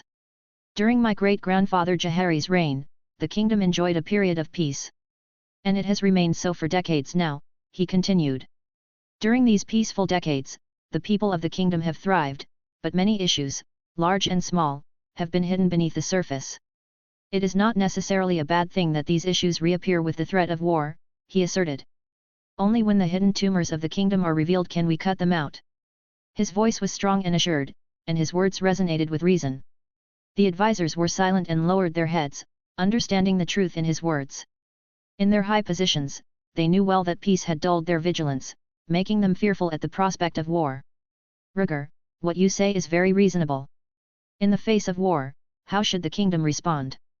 Viserys, looking haggard, asked, his eyes full of expectation and gratitude for his eldest son. As a king who had only known peace, Viserys felt ill-equipped to organize a war. Fortunately, his son possessed a temperament akin to his grandfather's and great-grandfather's, capable of handling the pressure. Rhaegar's gaze fell on Tyland and Jasper as he said, the last time there was a conflict in the Stepstones, Dorne allied with the Triarchy, clearly revealing their rebellious intentions. Now that the Triarchy is back, the Dornish will certainly not stand by without meddling in the war. Should we send a messenger to negotiate with Prince Martell of Dorne? Tyland hesitated. Send a messenger, but do not count on it too much, Rhaegar replied. The Triarchy is fighting a foreign war far overseas, while Dorne is on the continent of Westeros. If war breaks out in the Stepstones and the Prince of Dorne leads his army to the border, the kingdom must be prepared in advance. Rhaegar signaled Cole to fetch a map of the continent and began analyzing it step by step. There are 3 paths for Dorne to invade the kingdom, the Prince's Pass, the Boneway, and the sea. Pointing to a spot on the map, Rhaegar said seriously, the Boneway has rugged terrain, making it difficult to advance a large number of troops. The Dondarrion house in Blackhaven should send troops to guard this road. The Prince's Pass has always been Dorne's first choice for invading the kingdom. House Tyrell in Highgarden should send heavy troops to set up a defensive line there. And as for the sea, we can basically rule it out. Communicate with the Stormlands and ask Lord Bormund to set up a naval defense, supported by Valyrian's patrol fleet. That way the Prince of Dorne won't make any rash moves. Dorne is like a pack of hungry wolves, always trying to take a bite out of the kingdom, Viserys spat, visibly calming as he listened to his son's organized analysis. Hand of the King Lionel spoke up, Your Grace, the Prince's defense is thorough. With his bannermen's support, Dorne won't be able to cause much trouble. Rhaegar's statement was logical and based on the defense and attack strategy dating back to Aegon the Conqueror's time. More importantly, his words boosted the advisors' morale. Tyland quickly found Lannisport on the map and said, The Ironborn have been plundering us for years. My brother can cope if we send heavy troops to guard the harbour. The Ironborn believed in taking by force rather than hard labour. Lannisport had been looted before, and the Lannisters were always wary of the Ironborn. Your Grace, the Blackwood and Bracken clans in the Riverlands have not yet come to blows. Perhaps we can send someone to mediate, Lyman Beesbury suggested, aiming to resolve the Riverlands issue. Viserys looked at the map and frowned, what about Lord Grover Tully of Riverrun? He is the Lord Paramount of the Trident and should manage these troubles. Lord Tully is old, and the actual ruler of Riverrun is his son, Lionel explained, helplessly adding, unfortunately, Lord Tully's son is mediocre, and the lords of the Riverlands do not follow his orders. Chapter 152, Navy Commander. A bunch of wastrels. Viserys cursed, waving his hand dismissively. Lord Lionel, your house is also in the Riverlands, so this matter will be handled by you. Lionel hesitated for a moment before agreeing. I will do my best to persuade the 2 houses as an emissary of the royal family. The strong house, enshrined in the prestigious Harrenhal, was also one of the lords of the Riverlands. However, the Blackwood and Bracken families had histories stretching back thousands of years and were renowned nobles in the region. Their feud was long-standing and bitter, each side determined to annihilate the other. Just a few years ago, when Rhaenyra toured the continent, a Bracken heir had been killed by Samwell Blackwood, a mere child at the time, further deepening the animosity between the 2 houses. Viserys, relieved to have found a solution to one problem, asked, what about the Vale? The mountain clans are a bunch of uncivilized barbarians. The mountain clans were a persistent threat in the Vale. Lady Jane's father and brother, the last lords of the Eyrie, had been killed in an ambush by the Stone Crow tribe, an incident that had caused a sensation. This. Lionel began but couldn't find a solution. The other advisors were also deep in thought. The mountain clans, familiar with the Vale's terrain, could easily evade capture and were difficult to quell once they rebelled. Just then, the door to the council hall creaked open, and Corlys and Rhaenys entered, hand in hand. "Gentlemen, forgive me for being late," Corlys greeted calmly, holding his head high. He had been up late the previous night, and upon waking, had quickly dressed to join the royal meeting. "Lord Corlys, Princess Rhaenys." The advisors greeted them. Having worked together for many years, they were no strangers to one another. Corlys nodded in response, leading his wife to their seats. He first thanked Viserys. "Thank you for the place you prepared for me, Your Grace. You are now an ally of the kingdom and should not be treated poorly." Viserys smiled, gesturing for them to sit. Corlys, unsurprised, sat with his wife, taking a black stone ball from the tray and placing it on the table. Seeing this, the advisors also sat and placed their own stone balls on the table, marking the official start of the meeting. Corlys, the focus of this meeting, was the first to speak. "Your Grace, the pirates of the Triarchy have already begun plundering merchant ships. We need to act swiftly." "We were just discussing the losses and troop deployments," Viserys said, smiling faintly. "In response to the aggression of the Triarchy, the kingdom will spare no effort in its counterattack, which cannot be done without your family's support." He glanced at Lionel, who nodded in understanding, and took out a warrant. "Lord Corlys, in view of your illustrious deeds and experience against the Triarchy, the king appoints you as Navy Commander and Commander of the battle for the Stepstones." Corlys glanced at the smiling Viserys, accepted the commission, and said, "Thank you for your Grace's trust. I will fulfill my duty." This appointment had been the result of long deliberation. No one else was better suited for the position of Commander of the Navy. After a pause, Corlys asked, "Your Grace, my family will fully support the war effort. How many troops will the kingdom send?" This time, with the royal family backing the battle for the Stepstones, Corlys was determined to avoid the heavy losses his family had suffered in the past. The exact number is still under negotiation, but a conservative estimate is that the kingdom can send 3,000 men and 100 warships, Viserys estimated, considering the resources of the nobles. The Crownlands was directly under the Targaryen dynasty's control, and every bannerman was fiercely loyal. With all due respect, that is far from enough to sustain a long war, Corlys frowned, clearly dissatisfied. The last battle of the Stepstones had been fought primarily by his family's fleet and daemon. They had hired more than 3,000 mercenaries from the free cities alone. The lords of the kingdom's realms have yet to receive news of the battle of the Stepstones. "We need some time," Lionel explained. "Then it should be soon, Lord Hand of the King," Corlys urged. "The Stormlands are closest to the Stepstones, and Lord Bormund is a royal supporter. He will definitely back this battle. As a city by the sea, Storm's End also relied on port taxes to accumulate wealth. The Baratheon family was naturally on their side." Grand Maester Melos interjected, "No problem. Once this meeting is over, the ravens will fly to the Seven Kingdoms." The next step was to address a series of defensive issues based on the fullness of the treasury. Watchtowers needed to be built on the Stepstones, troops stationed there, and fleets patrolling the islands. Each of these required a considerable amount of money. Every time Corlys proposed a garrison arrangement, Master of Coin Lyman's eyelids twitched a little. He closed his eyes in pain. Finally, Corlys broached the key issue. "Your Grace, the battle requires the air superiority of dragons. How many dragons should our two houses deploy?" Corlys looked serious, understanding the critical importance of this point. Viserys didn't answer immediately. His eyes swept over Rhaegar and Rhaenyra beside him, hesitation evident. There were 3 dragon riders in the royal family. Rhaenyra, being a woman, wasn't fit for battle. Rhaegar, his eldest son and heir, needed to stay in the Red Keep to ensure stability. Viserys didn't expect much from his second son, Aegon, either. For selfish reasons, Viserys didn't want any of his children to go to war. The battlefield was a place where not only frontal combat but also treachery and backstabbing occurred. His great-uncle, Aemon Targaryen, was a member of House Targaryen. He was the third-born child of King Jaehaerys I Targaryen and Queen Alysanne Targaryen. It was a battle just like the battle for the Stepstones. Aemon led the charge on a battlefield astride his formidable dragon, Caraxes. Tragically, Aemon did not fall to an enemy's blade but was instead assassinated in his own tent, despite being one of his grandfather Jaehaerys' best sons and chosen heir. Corlys stared at Viserys, sensing his hesitation. This displeased him greatly. The battle for the Stepstones was not just Valyrian's battle. If the royal family did not send a dragon rider, did they expect him to bring his wife and children to the battlefield?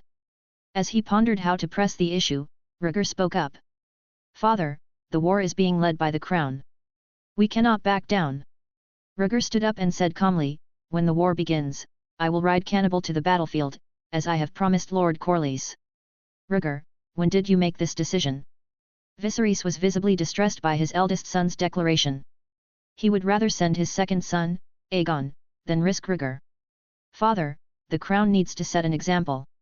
If the Targaryens who control the dragons do not go to war, who will follow us? Chapter 153, Pre-War Deployment. Rhaegar spoke softly but resolutely, seeing the situation clearly. He was the heir of the realm and the master of the adult dragon, Cannibal. If he did not go to war, how could he expect his sister Rhaenyra or brother Aegon to do so? A cowardly act would make him the laughingstock of the Seven Kingdoms. The only way to gain honor and secure his future claim to the throne was to lead by example, making a name for himself on the battlefield and earning the respect of the soldiers of the Seven Kingdoms. You've grown up and formed your own ideas, Viserys admitted, unable to refute his eldest son's logic. Overwhelmed with emotion, he reflected on how, if Balerion hadn't died of old age, he might have become a king with a formidable war record through battle. Turning to Corlys, Viserys made a firm decision. The royal family will send 2 dragons to support the defense of the stepstones. 2 dragons. Corlys hesitated for a moment, glancing unconsciously at Rhaenyra behind the king's back. Did the king intend to send the princess to the battlefield as well? No. Rhaenyra is my daughter, and I will not put her at risk, Viserys asserted firmly. I have 4 sons, 2 of whom have tamed dragons, and they will fight on behalf of the royal family. Prince Aegon. Corlys frowned and exchanged a look with his wife, Rhaenys. As far as they remembered, Aegon was an unremarkable young man, and his dragon was not yet fully grown. Such a noble youth might contribute less to the battle than experienced officers. Viserys was adamant. Rhaegar is going to war, and as his brother, Aegon must help. In truth, he did not want Rhaegar to face the battle alone. At least with Aegon, Rhaegar would have some familial support, someone to watch his back. In Viserys' mind, the importance of his 3 younger sons combined paled in comparison to Rhaegar's. Corlys, understanding the king's logic, agreed, very well. 1 more dragon will reduce the casualties of many soldiers. Historically, the concept of a second son serving as a safeguard in battle was not uncommon. Since Rhaegar was going to war, it made sense for Aegon to follow, ensuring that any potential power plays at home were kept in check. Rhaenyra remained silent, listening to the men's discussion. She, too, wanted to follow Rhaegar into battle. She had a dragon and was not merely an ordinary woman with no capabilities. Rhaegar, however, felt a pang of helplessness. He did not want Aegon to go to war, the boy wasn't cut out for it. As his brother, Rhaegar would have to take care of him on the battlefield, ensuring he wasn't shot down by a scorpion crossbow. How many dragons does your house intend to send, Lord Corlys? Viserys asked directly, his gaze intense. He had committed 2 of his sons, and the Valyrian house similarly had 3 dragons. He expected their participation to be no less than his own. Corlys hesitated, ignoring his wife's insistent look, and responded, Your Grace, Laena has just given birth, and Rhaegar is still wandering the narrow sea, unable to take part in the battle. Viserys tapped his fingers on the table, unmoved. I will lead Vaemond and Laenor in the Battle of the Stepstones, while Rhaenys stays on Driftmark to oversee family affairs and patrol the channels, Corlys explained, his tone steady. He continued, all the men of my family will be on the battlefield, but we can only deploy 1 dragon. Laenor see smoke. Viserys' expression darkened at this. He had committed both of his sons to the fight, yet Corlys seemed content to keep his wife and daughter safely away from the front lines. His lips twitched in irritation, but he restrained himself. He refused to allow Rhaenyra to go to war because she was a woman. Rhaenys and Laena, also women, had their own significant reasons, one to manage the family, the other having just given birth. It was indeed not appropriate to force them into battle. Lord Corlys, have you asked Aunt Rhaenys' opinion? Rhaegar suddenly spoke, his gaze shifting between Corlys and Rhaenys. Laena had been a bridge between their families, living in the Red Keep to raise her children. Rhaenys was no ordinary woman, her dragon, Meleys, was a full-grown force to be reckoned with on the battlefield. Corlys' earlier statement had left Rhaenys looking disheartened, a sign that the decision was not mutual. Facing Rhaegar's question, Corlys responded curtly, if Rhaenys doesn't stay on Driftmark, who will take care of my family? He conveniently ignored the fact that his siblings Viamond and Laenor, his eldest son, were already going to war. Someone had to manage the home front. Rhaegar, undeterred by Corlys' deflection, turned directly to Rhaenys. What do you think, Aunt? He believed that his aunt had no desire to remain hidden in the background. Leading her dragon into battle was fitting for the greatness of the queen who never was. All eyes turned to Rhaenys. Corlys averted his gaze, pretending indifference to his wife's answer. Corlys' proposal is for the greater good, and as his wife, I support him, Rhaenys began, her voice steady. Then she shifted her tone, revealing her true feelings. Personally, I look forward to riding my dragon into battle and defeating the pirates of the Triarchy. Turning to Viserys, she added seriously, cousin, Driftmark needs a Valyrian presence, and my daughter can fulfill this duty without difficulty. Rhaenys! Corlys exclaimed, surprised by her declaration. They had long planned to exchange Laena and the child for a return to Driftmark, using Rhaenys' involvement in the war as a cover. If possible, they had even considered ransoming Daemon to fill the gap. Viserys, slightly stunned, frowned in confusion. Were the two not on the same page? Rhaenyra, sensing the underlying tension, glanced at Rhaegar in surprise.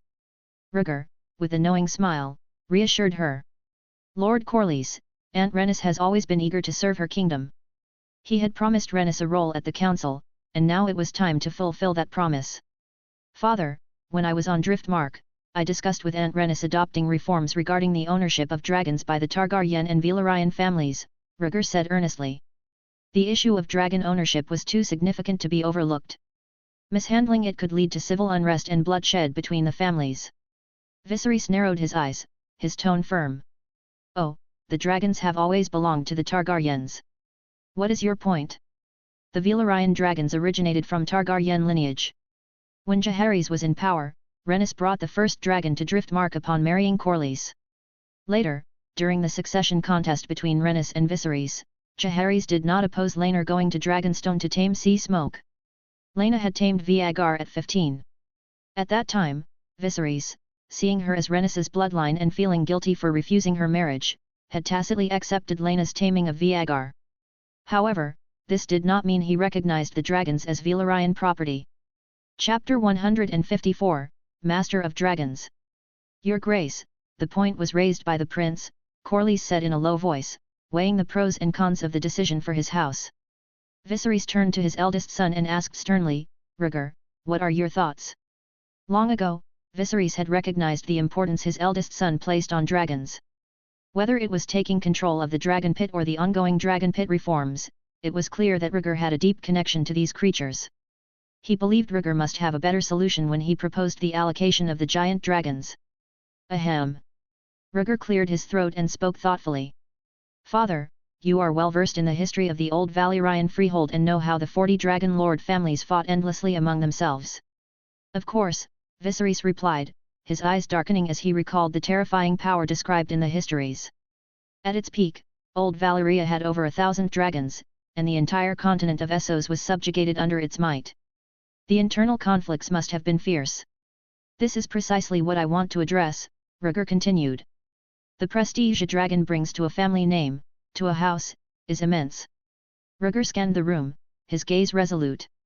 After the Doom, only one dragon lord family remains in Westeros and even in the entire world, the Targaryens. The mention of the dragon lord bloodline silenced the room.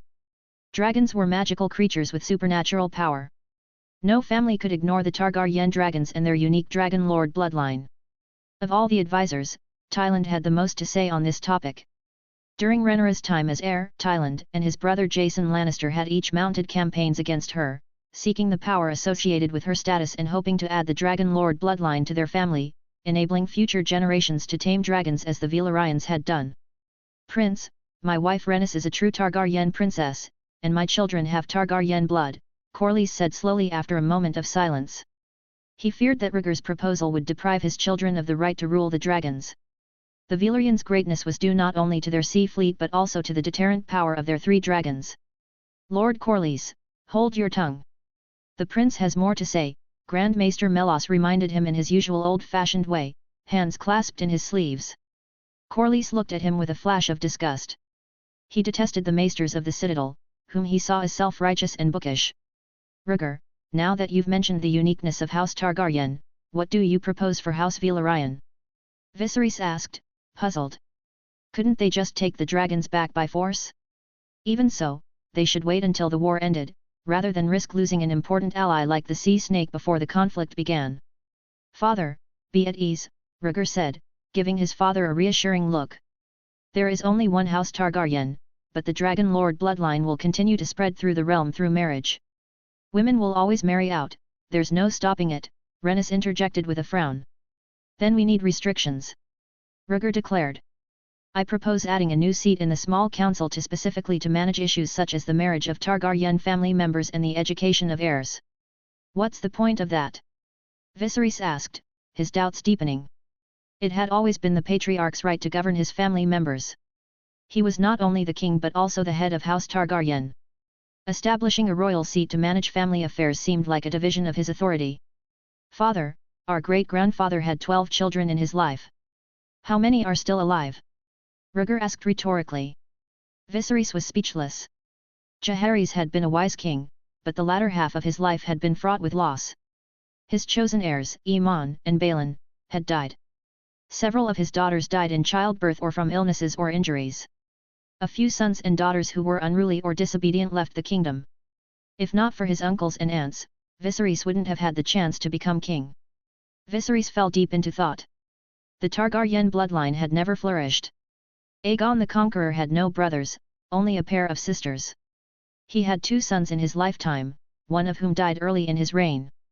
One of his sons died young after inheriting the throne, and the other rebelled against his nephew and died on the Iron Throne. After 3 kings, Jaehaerys I succeeded to the throne and had 12 children. But none of them survived. In Viserys' lifetime, there was only one brother, Daemon, and a cousin, Rhaenys. Suddenly, an absurd thought struck Viserys. Will my 6 children grow up safely? In an instant, Viserys' scalp tingled, and he sat up straight. Gazing eagerly at his eldest son, he gulped and asked, Rhaegar, your proposal is good, but how will the new royal seat manage the outflow of blood? Simple. The Targaryens have a brief family history, and every member is recorded, Rhaegar explained bluntly. Female members marry out of the family, and children are distinguished by their last name and whether they are qualified to hatch dragon eggs and tame dragons.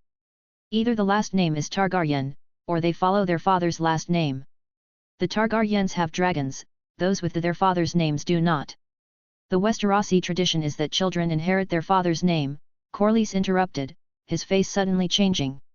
Dragons come from old Valyria, Rhaegar replied, his expression unwavering. The new position I propose is the Master of Dragons. Newborns who follow the Targaryen surname are raised by the royal family and receive dragon eggs and dragon taming training. And only one newborn in the direct line of each allied family will be able to take the Targaryen surname. These 2 key rules were clear. One was to add to the royal bloodline, ensuring the family name and upbringing thoroughly integrated the newborn into House Targaryen. The second was to prevent allied families from having numerous children with Targaryen daughters and using their numbers to overshadow the rights of the royal family. Prince, your conditions are too harsh. According to your proposal, both Laena and Laenor will have to change their surnames to Targaryen. Corlys grimaced, struggling to suppress his emotions. The so-called Master of Dragons position would first restrict House Velaryon. Lord Corlys, you must understand one thing, dragons have never belonged to the Velaryons, Rhaegar rebutted calmly. Laena and Laenor's ability to harness dragons was granted by my great-grandfather and father. I will not deprive them of their family name or their dragons.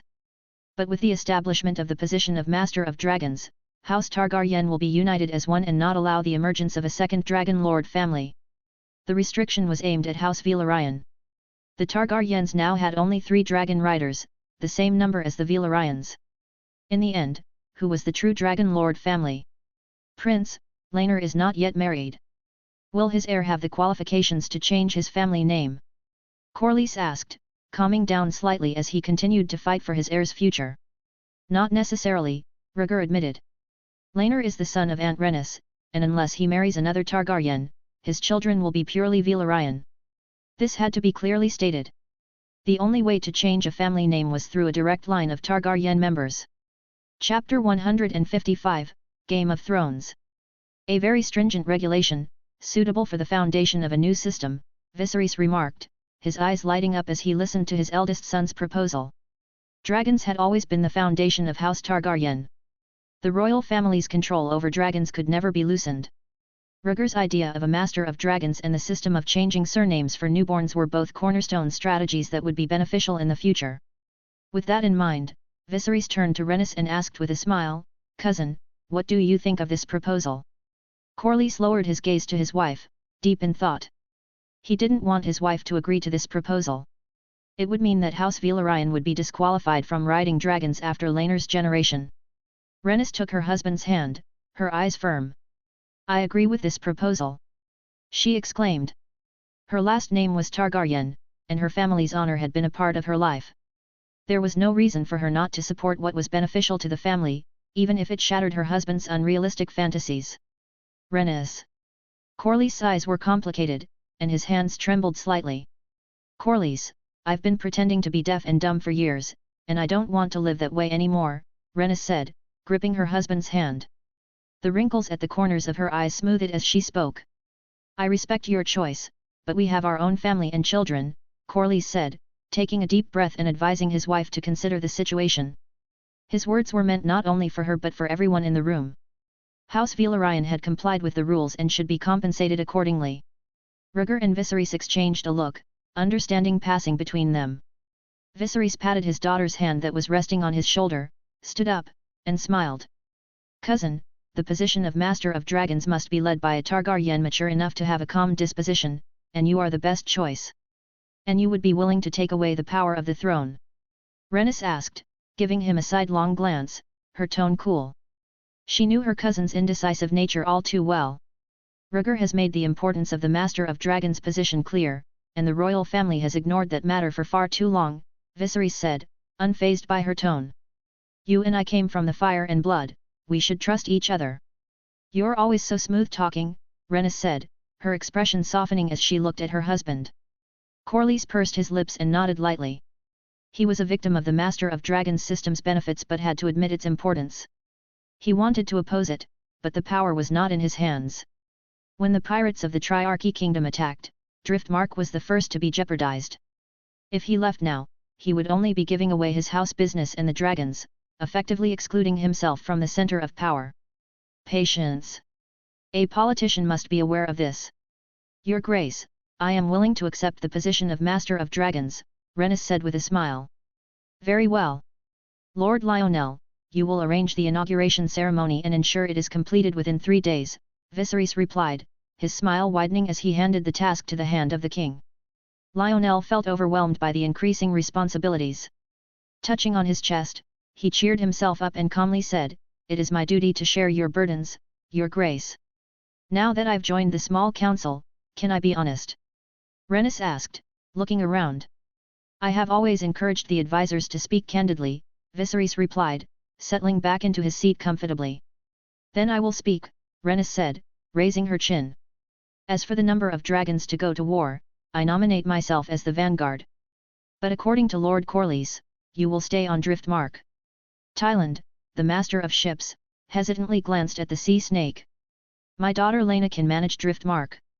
She is not only a Velaryon but also married to a Targaryen," Rhaenys said frankly. "I agree," Rhaegar said, smiling. "Laena has written to me about missing her homeland, and I think she will gladly accept." "What do you think, Your Grace?" Rhaenys asked bluntly. "I believe in Laena's abilities, but her children are still very young," Viserys hesitated slightly, glancing at Rhaenyra. Rhaegar immediately picked up the conversation. "When the war comes, my sister can travel to Driftmark to take care of Laena and the newborn. If Rhaenyra is the adoptive mother of the 2 children. Is this arrangement still valid?" Rhaenys probed without hesitation. Rhaenyra smiled lightly. "Of course. When I go to Driftmark, I will bring 2 dragon eggs to place in the children's cradles." "You'll be a good mother," Rhaenys nodded, her eyes pleased. The position of Master of Dragons was a double-edged sword. Accepting it would mean that Valyrian's descendants would lose their right to ride dragons. It was a conflict of power. Laena and her children were meant to bridge the 2 houses, to be considered half-members of both. Rhaenyra's promise to bring dragon eggs as compensation was a strategic move. In one go, the Targaryens addressed the bloodline and dragon issues. Valyrian kept her existing dragons, and Rhaenys became an advisor in the small council, earning the trust of the royal family on her daughter's behalf. It was the best possible outcome. With the issues between the two houses resolved, the council returned to discussing the Triarchy. Lord Tyland, as master of ships, you will be in charge of war preparations, Viserys explained. Yes, Your Grace, Tyland replied solemnly. Now, I need a leading general to assist Lord Corlys in deploying the king's army, Viserys said, his gaze falling on Cole, who was serving beside him. Sensing the king's scrutiny, Cole's breath hitched and he stood straighter. Sir Cole, you have never been to war. Do you have the confidence to take on this great responsibility? Viserys asked, smiling.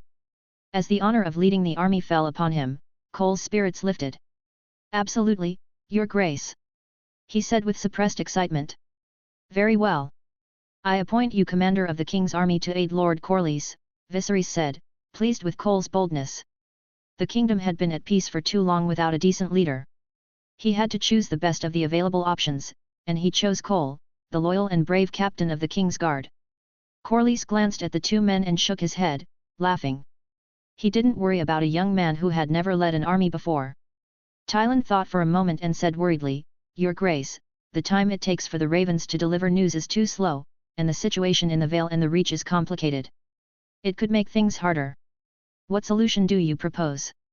Viserys asked, feeling his head spin at the mention of the chaos. Tyland pondered for a moment and suggested, Lord Lionel can handle the Riverlands. The ravens will be sufficient for sending letters to Storm's End. The main problem lies in the Vale and the Reach. Chapter 156, Letter from the Vale. He avoided mentioning the north. That bitter, cold land had always been out of touch with the rest of the kingdom. By the time the Starks lead their armies south, the war would likely be over. Tyland continued, the unrest in the Vale is troublesome, but Gulltown has harbors that can support warships and large numbers of soldiers. While House Tyrell in the Reach must defend against Dornish invasion, House Redwyne on the Arbor has a powerful fleet that can support the battlefield. Additionally, Old Town in the Reach and White Harbour in the north are among the largest ports in the kingdom. The crowd listened quietly, agreeing with his analysis. Rhaegar asked, Lord Tyland, Old Town and the Arbor are fine, but White Harbour is too remote, and Gulltown has to support the area.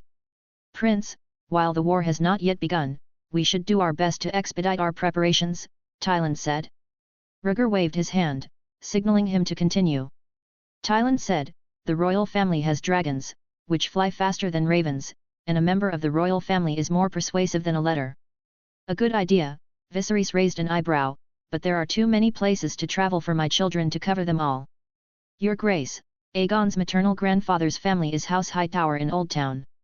If Aegon travels there, Lord Hobart will naturally help him communicate with the Tyrells and the Redwynes, Tyland explained. Princess Rhaenyra can go to White Harbour and convince House Manderley to send troops. Prince Rhaegar and Lady Jane are cousins, and the dragon can deter the mountain clans and gain the support of Gulltown. It made sense, and Viserys' old habit of hesitation kicked in. He looked at Lionel, hoping he would give his opinion. Lionel, always careful with his words when it came to royalty, said in a low voice, the trip to the Vale may be accompanied by danger. The mountain clans are not to be underestimated. Several lords of the area have died at their hands. Corlys spoke up, Your Grace, the mountain clans in the Vale are nothing more than a bunch of fools, and the dragons will overwhelm them. Rhaenys thought for a moment and commented, let Laenor go. He has harnessed sea smoke and can bring word of the true state of affairs in the Vale. Viserys hesitated. He was tempted to agree to Rhaenys' request, but Rhaegar, as the heir, was more likely to represent the crown. Grand Maester Melos rummaged through his satchel, seemed to remember something, and said indistinctly, Your Grace, I have a letter from the Vale here that may clarify the situation. A letter with a red lacquer seal was taken out, received by Cole, and handed to the king. Viserys opened the letter and read it carefully. Rune's Stone. Lady Rhea to hold a wedding. He muttered, his lips moving slightly as his voice trailed off, and he gradually frowned. After a moment, Viserys handed the letter to Lionel, displeased. Lady Rhea of Runestone and her cousin Gerald Royce are engaged and intend to organize a wedding. After Daemon left for the Free Cities, Lady Rhea had sought Viserys multiple times to urge for a divorce. Viserys, annoyed, had finally acceded to her request. Now, Lady Rhea had found someone to marry. Jasper grimaced and said, "Runestone is in the center of the Vale, and if Lady Rhea is planning a wedding, it seems the situation in the Vale isn't too bad." Lionel quickly read through the letter, his expression surprised. Hesitantly, he said, "The letter says that Lady Jane will be traveling to attend the wedding, and they hope members of the royal family will attend." Pfft! Tyland couldn't hold back a laugh and hurriedly covered his mouth. Lady Rhea remarried and invited the royals. Is she inviting her ex-husband Daemon? That foolish woman, no wonder my brother couldn't stand to be bed her, Viserys muttered, grimacing at the thought of his former sister-in-law. "Your Grace, that is actually good news," Lyman said slowly and methodically. "The Vale is at least still stable, and sending a dragon rider there will provide considerable support." Viserys understood and turned to his eldest son. "Rhaegar, what do you think? Opening up Gulltown's harbour would enable troop support from the entire Vale, a significant advantage." Rhaegar smiled, "No problem. The mountain clans are less of a threat now. They're hardly as dangerous as the savages of Crack Claw Point, and the cannibal will take care of them." "Father, I'll go with Rhaegar," Rhaenyra pleaded, resting her head on Viserys' shoulder. Viserys frowned. "You still need to go to White Harbour. I haven't seen Cousin Jane in a long time, and I can keep an eye on Rhaegar."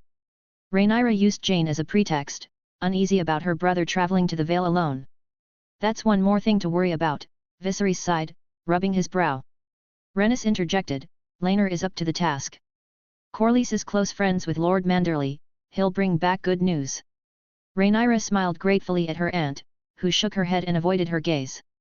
Rhaenys' two granddaughters were still waiting for their dragon eggs, so establishing this connection early was beneficial. Seeing the family united, Viserys felt a rare warmth and urged, "Go and come back quickly. You still have 2 more children to look after." "I will," Rhaenyra promised, happy to travel with Rhaegar in a dragon once more. The meeting ended, and the advisors went about their business. Night fell quickly over the Red Keep. In the dimly lit forge room, the constant clanging of metal echoed. Before a massive furnace, a foreign blacksmith wielded a hammer, striking a freshly forged rippled steel sword. An apprentice busied himself with the furnace, while another polished the sword on the floor. Creak! The wooden door to the forge room opened, and Rhaenyra, dressed simply, stepped lightly inside, scanning the room. The fire from the furnace cast a red glow over half the chamber, the heat palpable. "Rhaegar." Rhaenyra spotted her brother reclining in a chair and approached him with a sigh. Rhaegar had insisted on checking the progress of the weapon forging and hadn't even eaten dinner. Facing the fire, Rhaegar had fallen asleep, his pale cheeks flushed with the furnace's heat. Rhaenyra opened her mouth to wake him but decided against it. Rhaegar's sleep was always troubled, and she didn't want to disturb him when he finally found rest. "Sleep well, you have your own little kitchen, you won't go hungry," Rhaenyra whispered, sitting on the edge of the recliner and gently stroking Rhaegar's face. The blacksmiths continued their work, unfazed by her presence. In his dream, Rhaegar found himself by a vast lake with an island at its center. The noon sun glistened on the turquoise water as a black swan played nearby. Roar! A dragon's call echoed, and a silver dragon soared above the lake, its wings casting shadows over the water. Chapter 157, Valyrian Steel Sword Dragon's Claw. The dragon flew past, followed by an army of thousands, each soldier's armor and weapons gleaming in the sunlight. Rhaegar watched from afar, transfixed. The young man riding the dragon had silver blonde hair and a familiar, though indistinct, face. He carried a long sword at his waist and a spear on his back. The massive dragon and its accompanying army circled the Great Lake and landed on its northern shore. Roar! Another dragon's roar, deep and thunderous, echoed across the sky and earth. A fierce wind swept through, and a pair of immense dragon wings blotted out the sun, casting the entire lake into shadow. Rhaegar's eyes widened in astonishment as he saw a colossal black dragon hovering above. This dragon, covered in black scales with scarlet-red horns and wing membranes, had cold, merciless eyes that resembled the god of death. A name surfaced in Rhaegar's mind, the Black Dread Balerion. "Uncle, you have usurped power and seized the throne. Surrender!" The young man on the silver dragon shouted, drawing his long sword. Rhaegar looked at Balerion's back. Seated in a black iron saddle was a tall, powerful middle-aged man with short silver-gold hair. Rhaegar's mind cleared, and he realized, this is the battle at the God's Eye Lake. He remembered the brief history of House Targaryen. The cruel Rhaegar had killed his nephew, Aegon Targaryen, north of the God's Eye Lake. My nephew, the throne is mine, and you will not escape today. The middle-aged man on Balrion's back laughed, his voice thick and powerful. Roar! Balrion's wings beat mightily, and he lunged at the silver dragon. Balryon was the largest dragon ever seen in Westeros. Compared to him, the silver dragon looked like a sparrow, tiny and vulnerable. Roar! Balrion's speed was incredible. He closed the distance quickly, ignoring the silver dragon's dragon fire, and tore off one of its wings with his powerful jaws, swallowing it whole. The silver dragon had no power to resist.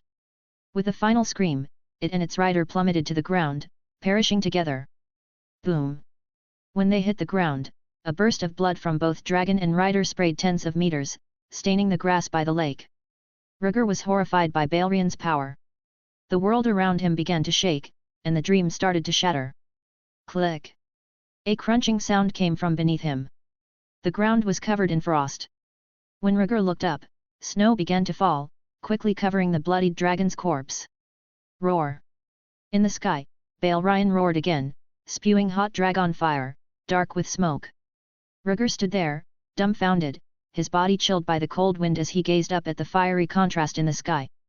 Waking up, Rhaegar frowned slightly, cold sweat breaking out on his forehead as his arms and legs twitched involuntarily. Rhaegar! Startled, Rhaenyra quickly called his name, realizing his distress. Rhaegar often had nightmares, and whenever this happened, she would wake him. Ah!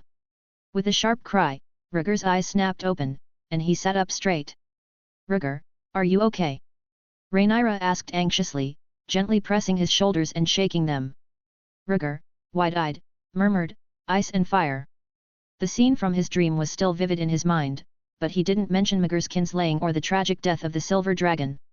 Instead, the snow and dragon fire seemed to be imprinted in his memory, replaying over and over. What ice and fire? Did you dream about the song of ice and fire? Rhaenyra, recognizing the phrase, grew even more concerned. No, not ice and fire. Rhaegar gasped heavily, holding his forehead. I dreamt of Maegor's kinslaying. What were you dreaming about, anyway? All that nonsense, Rhaenyra sighed, cuddling into his neck and leaning against his chest. In the past, Rhaegar hadn't reacted so violently to his nightmares. Feeling her warmth, Rhaegar's racing heart began to calm, and he closed his eyes in silence, though he still had a headache. The snow and dragon fire were what had woken him, and this was not a good sign. Rhaenyra, sensing his turmoil, gently rubbed his scalp and whispered, "It's like you haven't grown up." Rhaegar wanted to retort but instead hugged her waist. He had only had a nightmare and was under a bit of pressure. The sound of hammering continued in the background as the blacksmiths worked. After a while, Rhaegar sniffed the familiar light fragrance and suddenly remembered his identity as a man. Ahem, I'm better, he said, breaking away from the warm embrace and coughing lightly to cover his embarrassment. Rhaenyra smirked at him, withdrawing her hands and folding them behind her back. Prince, the sword is cast. The blacksmith spoke in High Valyrian, giving Rhaegar a much-needed distraction. Good. Let me see. Rhaegar said eagerly, walking quickly to the fireplace. The blacksmith, an old man with curly chestnut-colored hair and a worn face, held a long narrow box lined with red cloth. Rhaegar looked at him expectantly. The blacksmith looked solemn and motioned for him to lift the red cloth. Rhaegar did so, revealing a long, gleaming sword inside the box. The long sword was a standard hand-and-a-half sword, its blade covered in the distinctive watery pattern of Valyrian steel, with razor-sharp edges. The hilt and pommel were made of greyish bone, shaped like a dragon's claw. One side featured a sharply curved dragon's back toe, while the other side displayed the first 3 toes of the dragon, carved as a single piece. The hilt was carved with fine dragon scale patterns, curving slightly at the end, making it look as if the claws of a giant dragon extended from the sword. Surveying the recast Valyrian steel sword, Rhaegar felt a surge of satisfaction and gripped the hilt, lifting it from the box. Buzz! Swinging the sword, the blade cut through the air with a soft, reverberating hum, reminiscent of a dragon's roar. Good sword! Excellent craftsmanship! Rhaegar exclaimed, holding the sword with one hand and rubbing the blade with the other. The hilt looks like a dragon's claw. This sword shall be named Dragon Claw. Qohor blacksmiths are world famous, it's true, Rhaenyra said, joining him. Dragon Claw is a fitting name. Of course, I've been thinking about this name for days, Rhaegar replied proudly, handing the sword to her. Look at the hilt and the jaw. I used a piece of Valyrian's dragon horn, which is as strong as meteorite iron. Only you would think of such a thing. Rhaenyra admired the freshly forged Valyrian steel sword. With this, our family will have 3 ancestral swords. It's more than that, Rhaegar said, pointing to the furnace with a mysterious smile. The melted Valyrian steel from the heavy sword left enough material. Even after forging Dragon Claw, there's still quite a bit of Valyrian steel left. Chapter 158, Mysterious Scroll. After retrieving Dragon Claw, Rhaegar and Rhaenyra left the forging room and returned to their respective chambers. Walking through the dimly lit corridor, Rhaegar occasionally stroked the hilt of Dragon Claw, savoring the texture of the dragon's horn. Suddenly, a system notification sounded. Congratulations, the Sword of the Nameless has been activated. You have obtained. Rhaegar's spirits lifted as he summoned the Explorer's system interface. Mysterious Scroll. Grade, Excellent, Blue. Function, a mysterious scroll from old Valyria that brings you the treasures of your homeland. Evaluation, a scroll of mystical magic, you'll love it. With a soft pop, a parchment scroll about the length of a small arm materialized out of thin air. Rhaegar caught it immediately, opening it with great anticipation. The scroll was yellowish, depicting a magnificent building complex. The Red Keep. Rhaegar recognized the drawing instantly. Besides organizing banquets and tournaments, his father's hobby was stone carving, and his bedchamber was filled with ornaments from old Valyria. It was said that Alicent had captured his father's heart through stone carving. Examining the scroll closely, Rhaegar frowned. This looks like a quest-like relic. Could it be a treasure map? Relics bestowed by the Explorer's interface often had mysterious powers, becoming more enigmatic with each exploration. Buzz. As if sensing his doubts, the scroll glowed faintly, and the lines of the painting gradually morphed into coordinates. Accustomed to magical occurrences, Rhaegar wasn't surprised. He studied the coordinates, which slowly aligned with the map of the Red Keep in his memory. This seems to be Father's room, Rhaegar said, realization dawning on him. The scroll was pointing to Blackfire's location. Rhaegar shook his head and smiled. The scroll can help me find relics with the conditions for exploration. The more he thought about it, the more likely it seemed. Might as well try to explore Blackfire again, he mused. With his imminent departure for the Vale, this could be a fortuitous opportunity. He went to a nearby window and looked out into the night. It was just after dark, and a crescent moon shone brightly. His father probably hadn't gone to bed yet. Rhaegar left the kitchen and made his way to his father's room. Just as he was about to knock, the door opened from the inside. Alicent, dressed in a green gown, stepped out and bumped into him. Ah!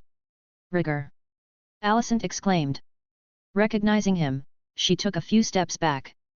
Queen, Rhaegar greeted simply, stepping aside with his hands behind his back.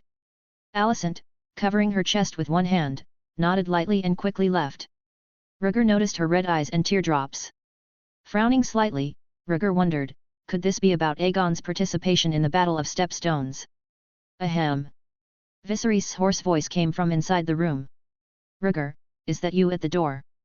It's me, father, Rhaegar responded, walking into the room.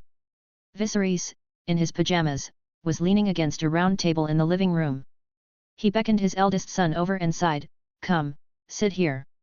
Rhaegar obediently sat down opposite him and asked with concern, what is it, father?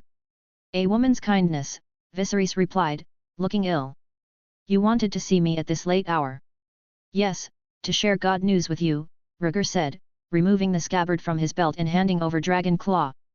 Oh, your Valyrian steel sword is finished, Viserys noted, knowing his son had recast a heavy Valyrian steel sword. He drew Dragon Claw, its cold aura shimmering in the dim light. Examining it, Viserys smiled. Valyrian steel is very rare. This is a fine sword. The blacksmiths of Qohor are indeed skilled, Rhaegar said with a smile, glancing around the room until his gaze fixed on Blackfire hanging on the wall. Standing up, he reached out to take down Blackfire. Want to compare the two swords?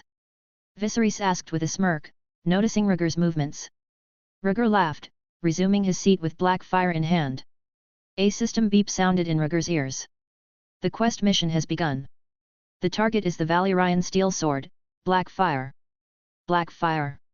Exploration progress, 0.3%. Exploration mission triggered. Please wait for the exploration progress to complete. Viserys chuckled.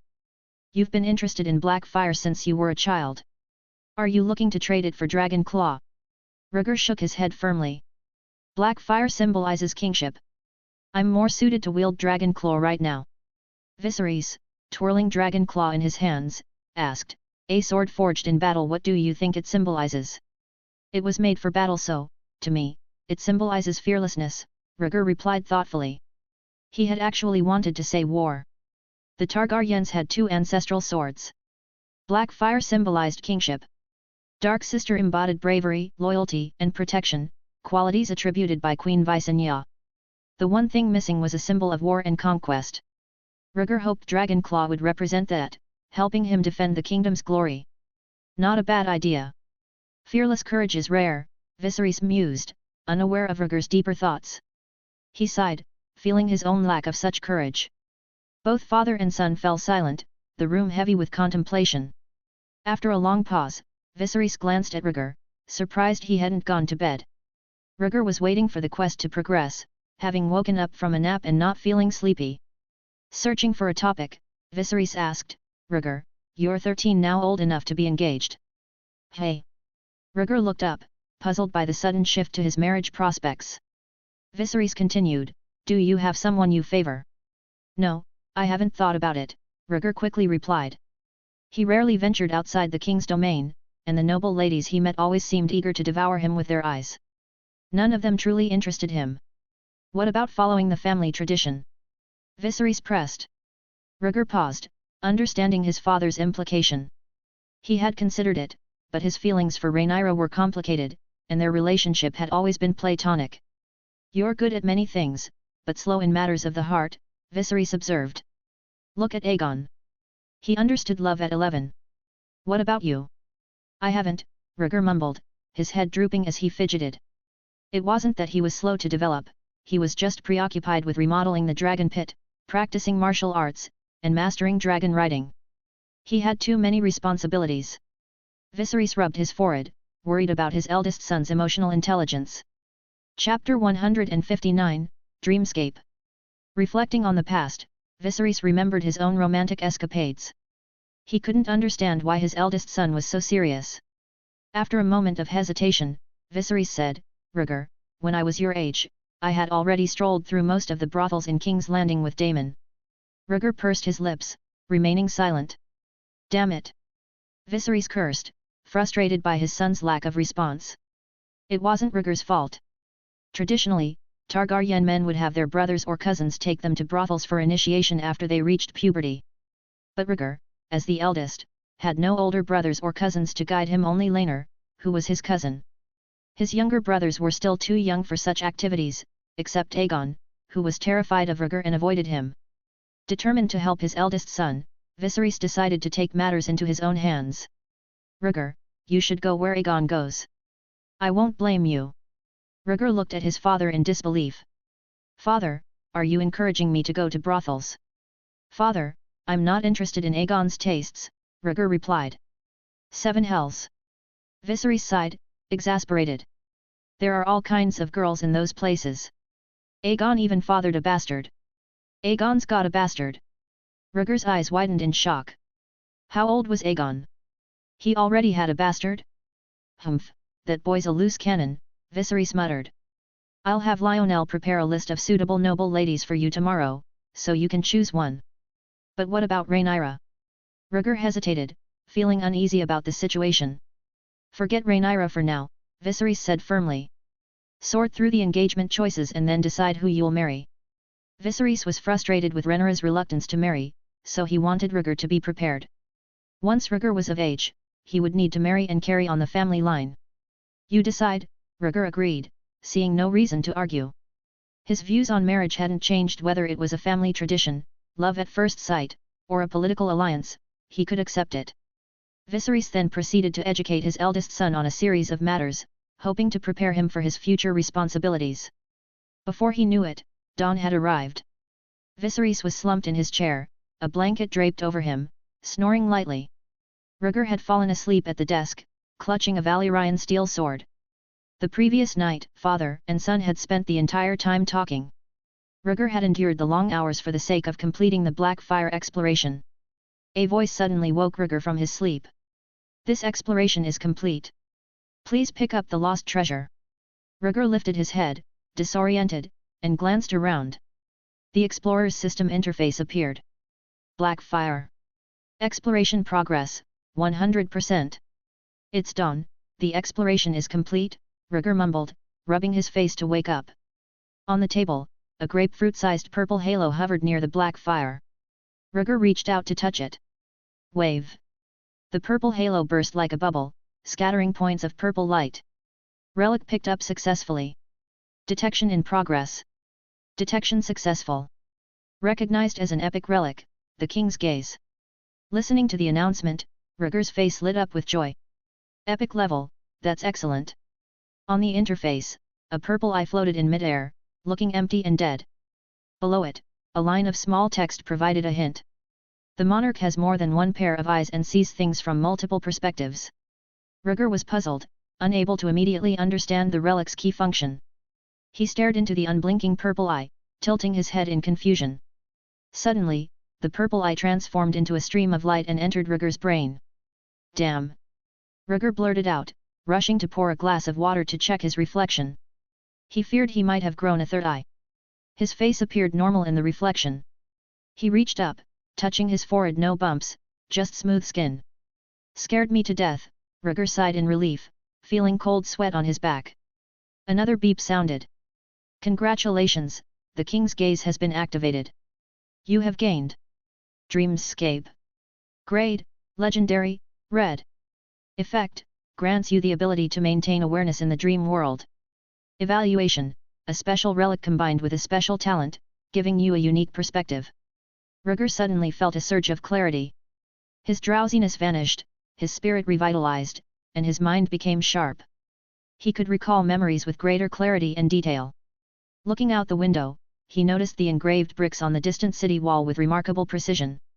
Rhaegar touched the corners of his eyes and whispered, "Memory enhancement, improved eyesight, this must be part of Dreamscape's ability."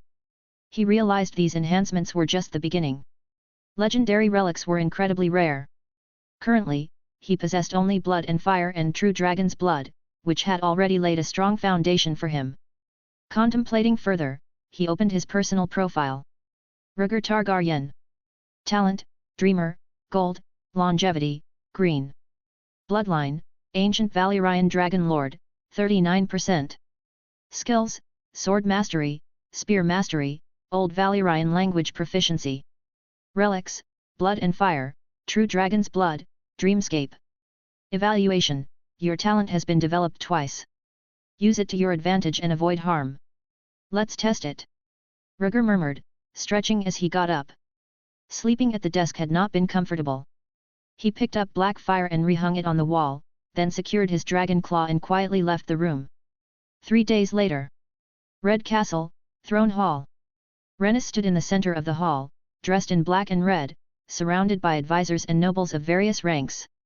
Today marked her celebration as the new Master of Dragons.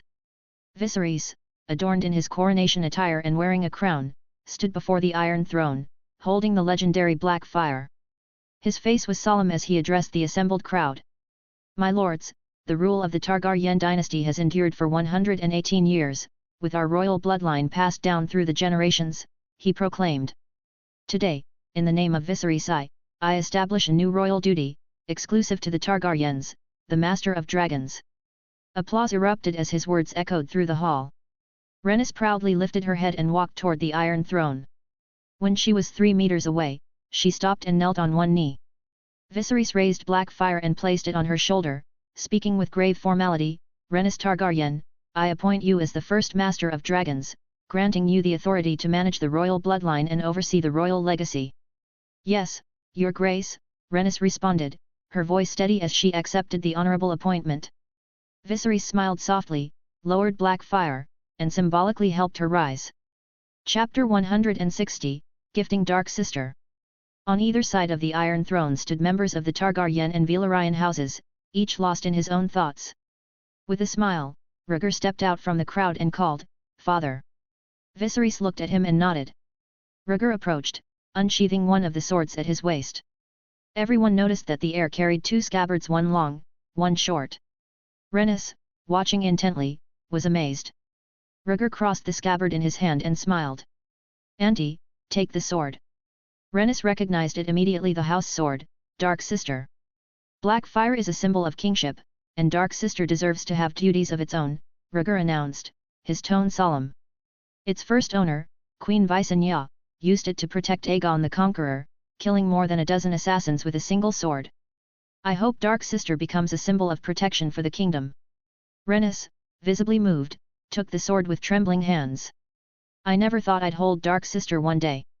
The Dark Sister never belonged to any one person, Rhaegar explained. From now on, it will be the sword of every master of dragons.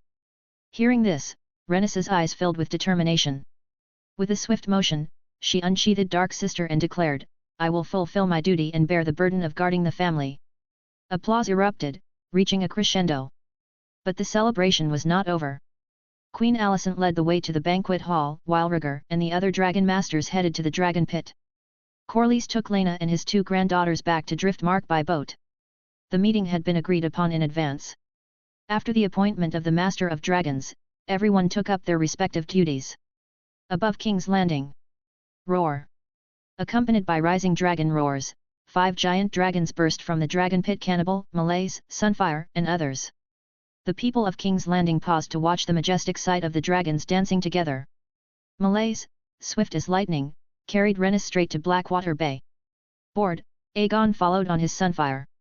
"Let's go, too," Rhaegar said, guiding the cannibal with a calm demeanor. With a powerful flutter of wings, the cannibal quickly left King's Landing, followed by Rhaenyra on Syrinx and Laenor on Sea Smoke. All 3 dragons passed through the clouds, traveling together for now. After they disappeared into the sky, the city of King's Landing buzzed with news of the 5 dragons. At the entrance of the dragon pit, Helaena, dressed in white, held Aemon's hand and stood on her tiptoes, looking at the sky. "Sister, the dragons have flown away," Aemon said gently, looking enviously at the sky. "I know," Helaena replied, her big eyes full of determination. She beamed, "Let's go. Let's tame a dragon too." "Yes." Aemon nodded eagerly, allowing his sister to lead him. The 3 dragons soared through the sky. From King's Landing, they passed Sow's Horn, God's Eye Lake, and the Salt Pans. By dusk, they had flown over the mountains of the moon, surveying the endless ranges and treacherous peaks below. Soon they reached the first gate of the Vale of Arryn, the impregnable Bloody Gate. The Bloody Gate is a fortification consisting of a series of battlements on the cliffs on either side of the road leading from the mountains of the moon into the Vale of Arryn. 2 watchtowers clung to the cliff face, connected by a weathered grey stone arch bridge. The walls had been defended by successive Bloody Gate knights, who had repelled numerous enemies who had attempted to reach the area. Roar! The cannibal's roar echoed over the Bloody Gate, drawing the attention of the Bloody Gate knights. The dragon was the unmistakable symbol of House Targaryen. The appearance of 3 dragons in quick succession could only signify the arrival of the royal family. In a flurry of movement, dozens of knights emerged and stood upright on the cliffs flanking the arch bridge. A sturdy knight in heavy armor stood on the bridge, looking up at the approaching dragons. Rhaegar, observing the activity below, found it interesting. "This is a Bloody Gate knight. Should I greet him first?" Laenor asked gently, seated atop Sea Smoke. It was getting late, and it wasn't wise to continue the journey at night. They decided to visit Aerie City with Rhaegar's brother and sister. Before Rhaegar could answer, the knight below shouted loudly, "Who wishes to pass through the Bloody Gate?" It was the duty of the Bloodgate knights to question those attempting to pass through. Rhaenyra chuckled softly, glancing at the slightly exhausted Rhaegar and Laenor. "They've asked, so it's only right to respond," she said. "Leave it to me," Laenor volunteered. He guided Sea Smoke lower and announced, "This is the eldest son of Viserys, heir to the Iron Throne, Rhaegar Targaryen." The knight commander's pupils narrowed, and he puffed out his chest. "And who are the companions?" he continued. "The eldest daughter of Viserys, Princess of Dragonstone, Rhaenyra Targaryen, and me, heir to Driftmark, Dragon Rider, Laenor Velaryon," Laenor declared proudly. "I understand. Let them pass," the knight commander shouted. With a wave of his hand, he signalled the Bloodgate knights on both sides of the cliff to stand down. Rhaegar found this interesting and whispered, "Let's go." We need to reach the Eyrie before dark. Rhaenyra and Laenor complied, and together they rode their dragons through the towering bloody gate. Since the heroic age, countless soldiers and armies had perished here, unable to conquer the Vale of Arryn. Only once, during the conquest, had Queen Visenya landed in the Eyries garden with her dragon, Rhaegar, easily bypassing the bloody gate. The young lord of the Eyrie had been amazed as Rhaegar descended from the sky, and Visenya held him in her arms and teased him. When his regent mother arrived, Visenya's mere presence was enough for the Eyrie, and the entire Vale, to submit to Aegon the Conqueror. As the three dragons flew through the bloody gate, a fierce wind blew in their wake. The knight commander knelt on one knee, placed a hand on his chest, and shouted, "The Vale sends its sincere greetings to you, Prince. The Vale sends you its greetings," echoed the rest of the bloody gate knights, falling to their knees in unison. The voices carried by the wind reached Rhaegar's ears. He smiled faintly and urged Cannibal to speed up. His mother, Aemma Arryn, hailed from the Eyrie, making the Vale his natural ally. Passing through the bloody gate, the mountain range elevation increased, and the paths became narrower. Further up was the summit of the Gates of the Moon, the highest peak known as the Giant's Lance. Rhaegar guided Cannibal higher, the air pressure posing no hindrance, as if breaking through an invisible barrier. Roar! In the blink of an eye, Cannibal rose into the sky, with the Giant's Lance in sight. Word count, 1146. Thanks for listening.